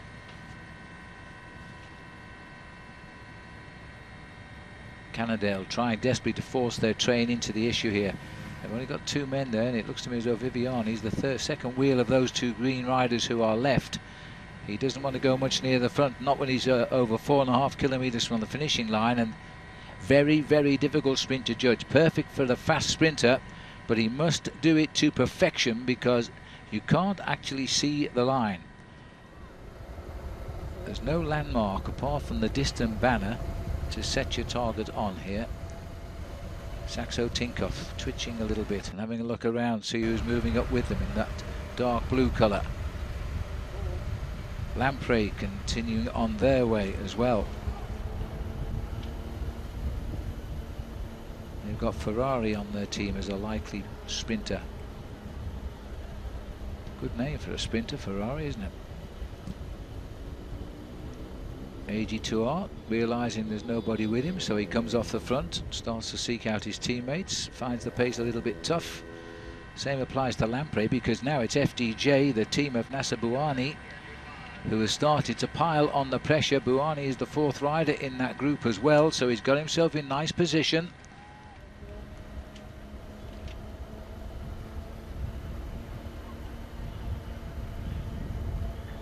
3 kilometres to go to the finish. And it's FDJ who've put themselves on the road here as the team with the train. But although Bouhanni is absolutely there, the Frenchman, he's got, well, we've lost him for the moment. We've got Cannondale lining up just behind Bouhanni. And that means Viviani is also there, the perfect arrowhead of the charging peloton now, and everybody else, quite honestly, their day is done. They're just anxious now that the pace doesn't get rid of them before the finishing line, but the winner is down in the head of that peloton, unless they ease.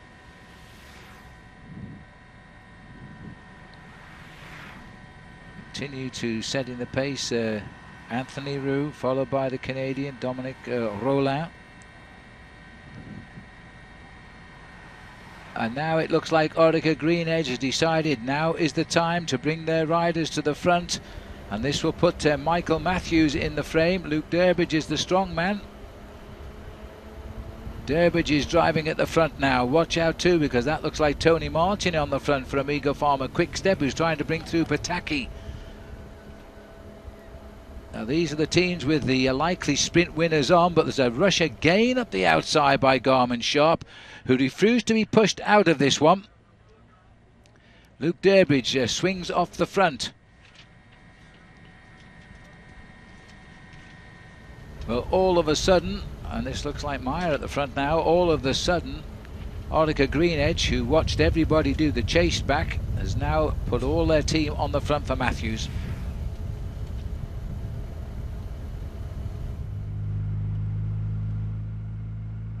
Jens Murray started out the season by having his shoes stolen in a nightclub in Australia before he rode a bike race. He never got them back. Matt Premier's got himself back onto the front now. He's been tailing at the back all day, but now he's driving at the front here. Not too sure why or for whom, and neither's he. He's moved over to the left. Heading up towards what is a straight ride all the way down to the finishing line now as they come up and over the hill.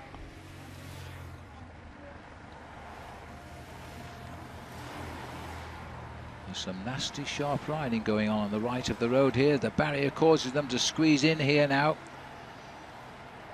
Well, Michael Matthews is in second wheel here, and that's a strong move, and it looks like Pataki's trying to come over the top of Matthews. Matthews goes with him here. Ferrari's in the mix as well. Matthews and Pataki coming up towards the line, but has he gone too soon? Because this could be a win for Alessandro Pataki right on the line. As they came up that long straight there, the lead out was just not quite to perfection. I did say it was the most difficult sprint finish. We'll await confirmation as they've crossed the line, but it looked like Pataki.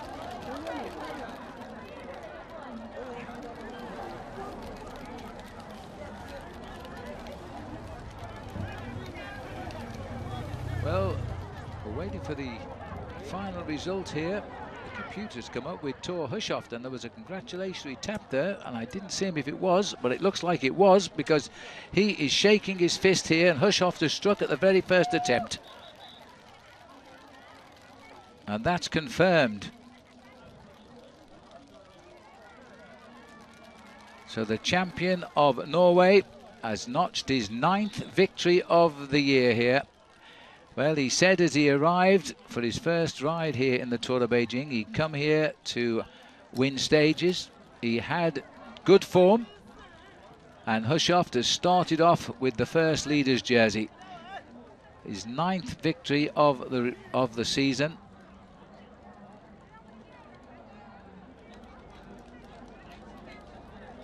And all of that hard work by his team, BMC, although they seem to lose control of the peloton. Hushovd switched allegiances. And see if we can get a look at that again. There's Hushovd making his run now. And it was Matthews going shoulder to shoulder. Pataki looked as though he's got it, but he was fading, and Hushovd came switch sides and got through on the inside. Right, and that's the Argus Shimano rider, Luka Mečik, for whom they'd been working for, held on for second place. And the Amiga Farmer rider who did stay in there was Nicholas Mace. Pataki taking 4th, and we'll have to wait for the rest. But Michael Matthews looks as though at best he was 5th. In the centre of our picture there, just checking out who got past him. And Hushovd has produced the sort of sprint that was his iconic marker a couple of seasons ago. No wins at all last year, and now 9 wins on the board for this, which is putting him with his highest win list since 2009, when he had 10 victories. Got time to improve on that over the next 5 days. Not every day will be for the sprinter, but certainly today was down as one of them. That'll give him the overall lead in the race as well. And this young Argus Shimano rider, Mečik, again sprinting well. Just not quite getting in the first place, but it can't be long before he does. He's had some terrific results this year, but just his age perhaps making him not quite quick enough to get over the line first yet.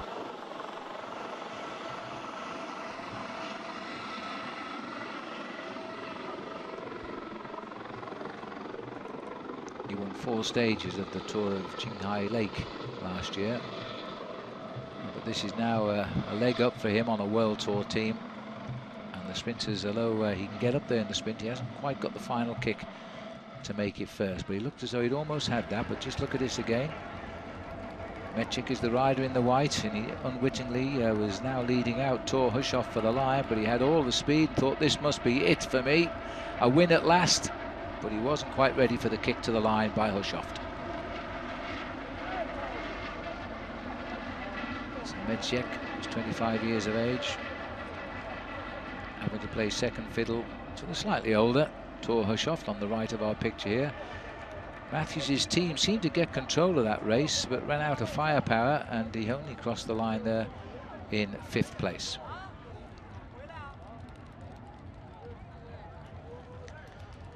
So the big return for Hushovd goes on here, the man we always call the God of Thunder.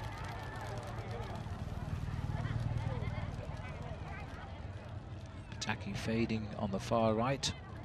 And the Omega man was Nicolas Mace, who snatched the third place finish.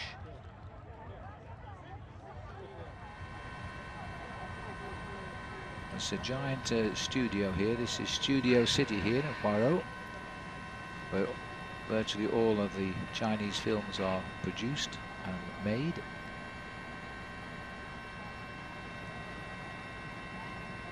Quite a lot of them actually shot here as well as being finalized and produced. The jet fighter down there is actually a model, no doubt for one of the films of old. Let's have a look at the result then. Hushoff gets the victory, as we saw off Mechek, Mace, Pataki right up behind him, his teammate Michael Matthews 5th. Enrique Sanz from Movistar was 6th. He came late actually, and Buani won't be too pleased with 8th place. Roberto Ferrari of Lampre also faded just as he made his run, finally coming across the line in 10th place. The riders that didn't quite work out that long straight finish and got their effort long paid for it dearly, but Hushoff, with his wise tactical nose, he got there right on schedule. All of the riders today given the same time. There were some riders left behind, but nobody significant in the longer term. So his first visit to the Tour de Beijing, his first day in the race, and his first victory.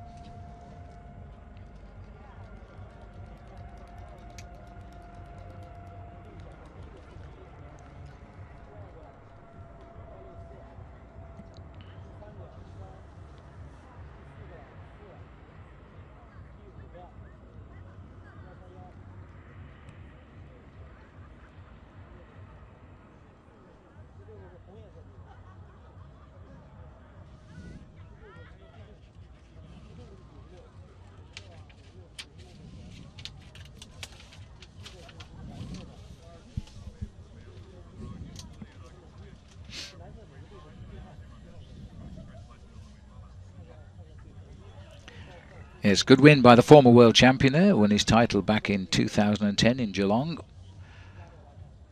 As he continued to ride for, he went on to ride for Garmin Cervelo, came across to BMC last year and didn't win a race, and this year got off to a slow start, although he did get one win in February, but he never won again till he got that national jersey on his shoulders back in June. And then things started to go good. He didn't make the Tour de France team, so instead he went and won a stage of the Tour of Austria and a couple of stages later on in the Tour of Poland. Just waiting now for the prize presentation in what is the third year now of the Tour of Beijing. In theory, the race...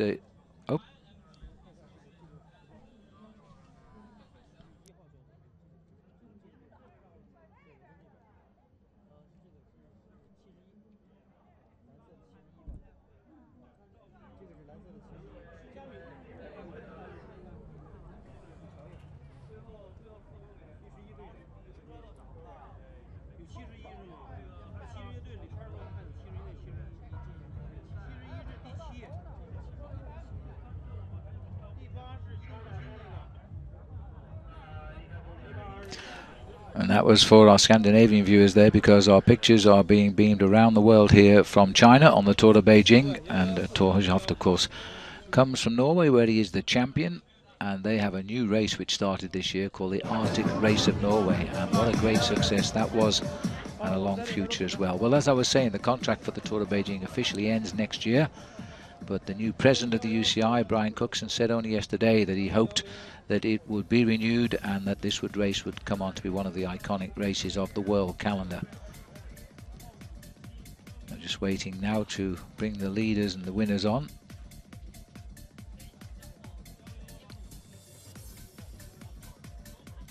hard work, by the way, for Willem Wouters. With his few seconds of bonuses out on course, he hung on to finish in that peloton. He might well find himself up in the overall standings today as well. 10 seconds win bonus, 6 seconds and 4 seconds for the first 3 across the line today. Ladies and gentlemen, the presentation of today's stage of the Tour of Beijing will be in just a few moments' time. 是的，我们第一赛段的颁奖仪式马上就要开始。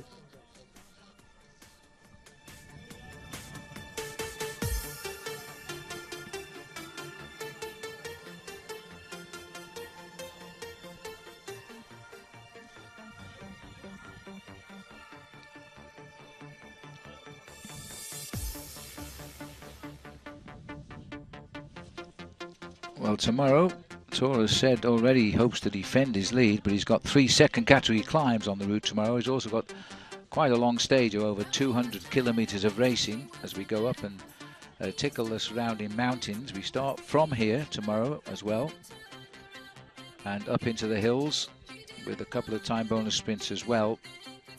It won't be easy for Tour to defend his lead, but it depends what the team's plan is now. They've achieved object number 1, which is to get him a stage win. He's got that. But 201 kilometers of racing tomorrow as we head north into the mountains. Let's go down to Anthony McCrossan. 是的，那么我们今天第一赛段的现场颁奖仪式马上就要开始。 We're going to present, first of all, the stage winner of today's stage. And to present the awards, we welcome onto the stage Mr. Chang Wei, County Mayor of Huairou District, and Mr. Alan Rumpf, Director of Global Cycling Promotions. 首先，我们要颁发的是今天的赛段冠军。为获奖车手颁奖的是北京市怀柔区人民政府区长常卫先生，以及来自国际自盟的阿兰·朗姆先生。 Ladies and gentlemen, the winner of stage 1 of the Tour of Beijing, I'm sure you agree, with a thrilling finishing sprint, riding for BMC, Thor Hushoff. 我的今天第一赛段的赛段冠军是来自 BMC 车队的索尔。好的，下面 There he is. Thor Hushoff comes out, salutes the crowd. He's 35 and a half years of age, gets his 36th birthday next January, So we present the, and he's had more than 80 victories today to as a Thor pro. Hushoff, the winner of stage 1 of the Tour of Beijing. Big day for the team tomorrow, Team BMC. They were disappointed with their performance in the team time trial at the World Championships. Special gifts from the county. 好的，接下来是来自国际自盟的阿兰先生为 BMC 车队的索尔颁发环境赛的吉祥物，以及来自 Alan Rumpf, who 怀 is 柔 the 的 director 特 of 别礼物。 the promotions company that puts on Ladies this and event, gentlemen, the winner of which is stage linked 1 to of the the Tour of UCI. Beijing, the Norwegian champion Thor Hushoff. 把掌声送给今天第一赛段的赛段冠军， There's 来 a 自 lot of BMC 车 cycling 队的 himself, Alan 索 Rumpf. 尔。 Thank you very much, Thor. Thank you to Mr. Chang Wei and to We'll Mr. see him Alan back out Rumpf. in a moment or two to pull on the first leader's yellow jersey. Ladies and gentlemen, we move on now to present the red jersey as the leader of the Tour of Beijing. To present the awards, we welcome Mr. Brian Cookson, the president of the UCI, and Mr. Liu Yang, Director of Business Development of Beijing Hyundai North Area. 女士们、先生们，接下来要颁发的是第一赛段个人总成绩第1名。下面有请颁奖嘉宾国际自盟主席布莱恩·库克森先生，以及北京现代汽车有限公司北区事业部部长刘洋先生，有请。 So we welcome our presenters to the stage. Ladies and gentlemen, the leader of the Tour of Beijing after stage 1 to be presented with the red jersey. Please welcome, riding for BMC, Thor Hushoff. And here he comes back again, and he sees the leader's red jersey from the new president of the Union Cycliste Internationale, the British Brian Cookson, who's on the early morning flight around 1 o'clock tonight, I think, heading back to carry on his new role as president of the UCI. Mr. Lu Yang to present the mascot and the special gifts from the county. 好的，下面有请刘洋先生为我们的个人总成绩排 Well, 名第一 it's 名。 not the first leader's jersey Tushov's pulled on this year. After winning the opening day of the Tour de Haute-Var in France, he was the leader there, but only for the one day. And I suspect he might have a tough ride tomorrow to handle these mountains, but we'll see. He's a real fighter, Tushov's, former green jersey of the Tour de France. 个人总成绩第一名来自 BMC 车队的苏尔。下面有请颁奖嘉宾与获奖运动员合影留念。 Thank you to Tor. Thank you to Brian and our presenters. We'll just get the photograph as the leader on either side quickly. There we go. Our thank you to Mr. Lu Yang of Hyundai and Mr. Brian Cookson. Well, there's no doubt that BMC have got a team around them here that might try and defend it, or they might play other cards and decide that action on the road tomorrow. Cummings has finished 4th overall in this before. There's a look at the overall situation here. And I don't think it's right, quite honestly. Willem Wouters in 2nd place because he didn't get enough time bonuses and he wasn't in the place at the end. But anyway, that's the situation at the moment. Luka Mecek is 3rd, and then all the riders who sprinted.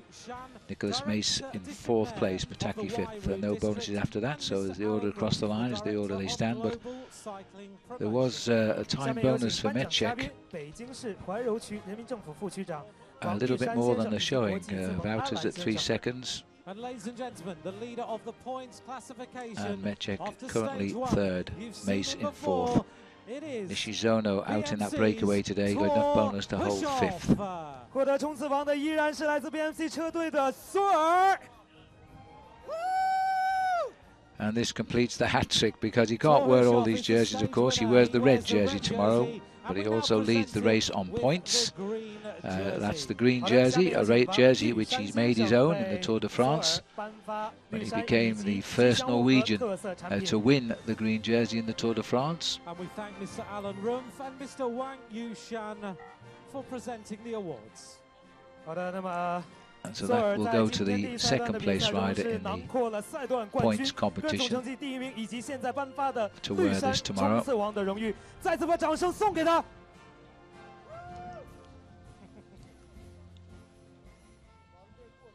And now we'll have the quick photograph with Mr. Alan Rumpf and Mr. Wang Yushan. Last time he stood in a green jersey on the Champs-Élysées, not the last time, but the first time was back in 2005 when he became the first Norwegian to win the 2nd most coveted jersey in stage race cycling in the Tour de France, the green points jersey. So Mecek will wear this jersey tomorrow. He lies in 2nd place. Chinese rider on the race. Now we'll see who. There are 5 Chinese riders riding the race, and there's a prize every day for the best placed of them. And Mr. Standay, CEO of SRAM. 下面有请颁奖嘉宾北京康匹特体育科技股份有限公司副总经理王家宏先生以及 SRAM 速联全球 CEO Stay Day 先生。 Ladies and gentlemen, the leading Chinese rider after stage 1 of the Tour of Beijing, riding for Champion Systems, Zhao Pengda. 把掌声送给获得康匹特领先中国骑手来自卓标 Zhao 斯职业车队的 Pengda, who was the best placed Chinese rider overall last year. He finished 72nd, in fact. Is now back on top as the best Chinese rider today. 先生为焦鹏达颁发奖盘。 27 years of age now. Present him with the plate as the leading Chinese rider. And we thank Mr. Hua Cha Hong to present the plate. And Mr. Standay now to present the mascot and the gifts to Mr. Zhao Pengda. 好的，接下来有请 Standay 先生为焦鹏达颁发环境赛的吉祥物以及特色产品。 Put your hands together for the leading Chinese rider after stage 1, Zhao Pengda. 再次祝贺获得康匹特领先中国骑手的焦鹏达。 Thank you very much to our presenters and to the leading Chinese rider. 再次感谢颁奖嘉宾。 Each day we present an award for the most aggressive rider. Now we're going to see the man that got wiped out only 5 kilometers from the finish today. To present the awards, we welcome back Mr. Brian Cookson, the president of the UCI, and Mr. Li Jinkang, the deputy director of the Beijing Sports Bureau.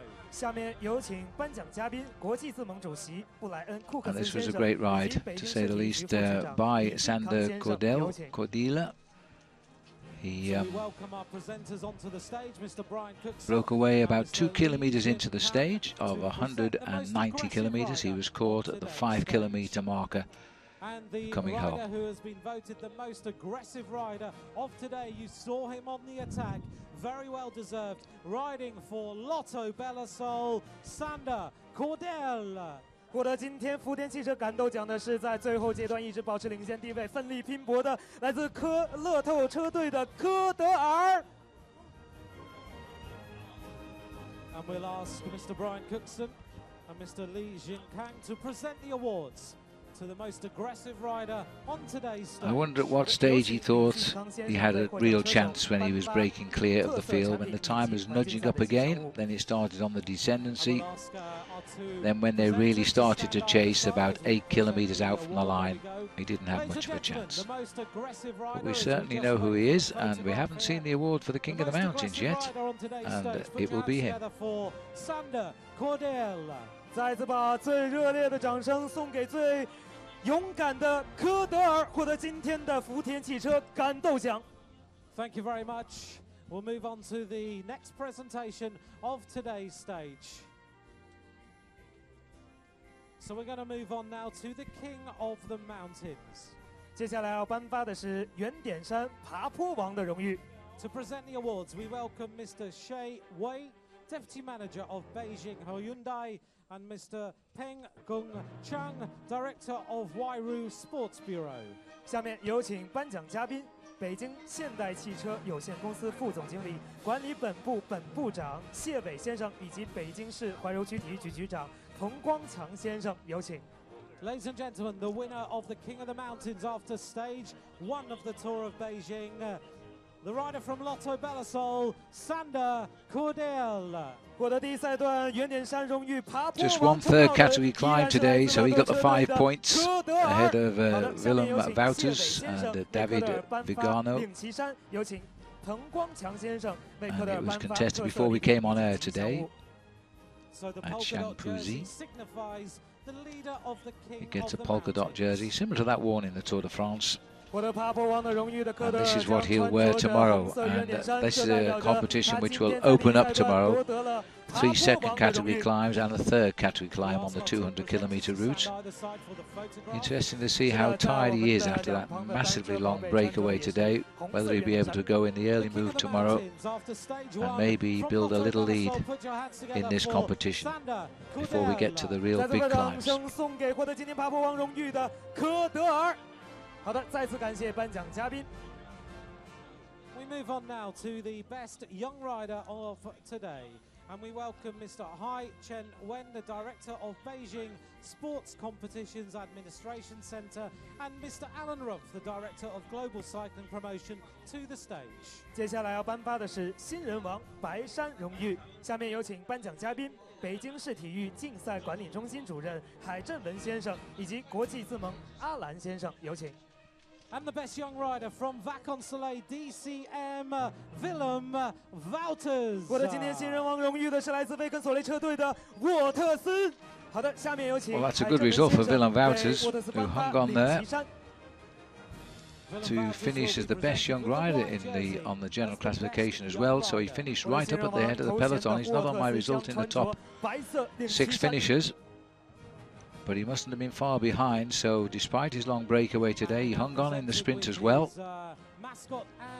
And he rides in the white jersey as best young rider tomorrow. 23 years of age, Willem. Comes from Ghent in Belgium, and sadly without a team as far as I know for next year, because his Vacansoleil squad leave the sport this year. They said the team has accomplished all they expected from it, and so they're not renewing its contract. And there's the situation that he's ahead of Metchek that, of course, is by a single second, and it's all because of the bonuses then out on course that's kept him higher up in the overall classification for Wouters, who got a few seconds time bonus. He picked up 4 seconds time bonus on the course today, and that's made the difference for him to pull on the leader's jersey.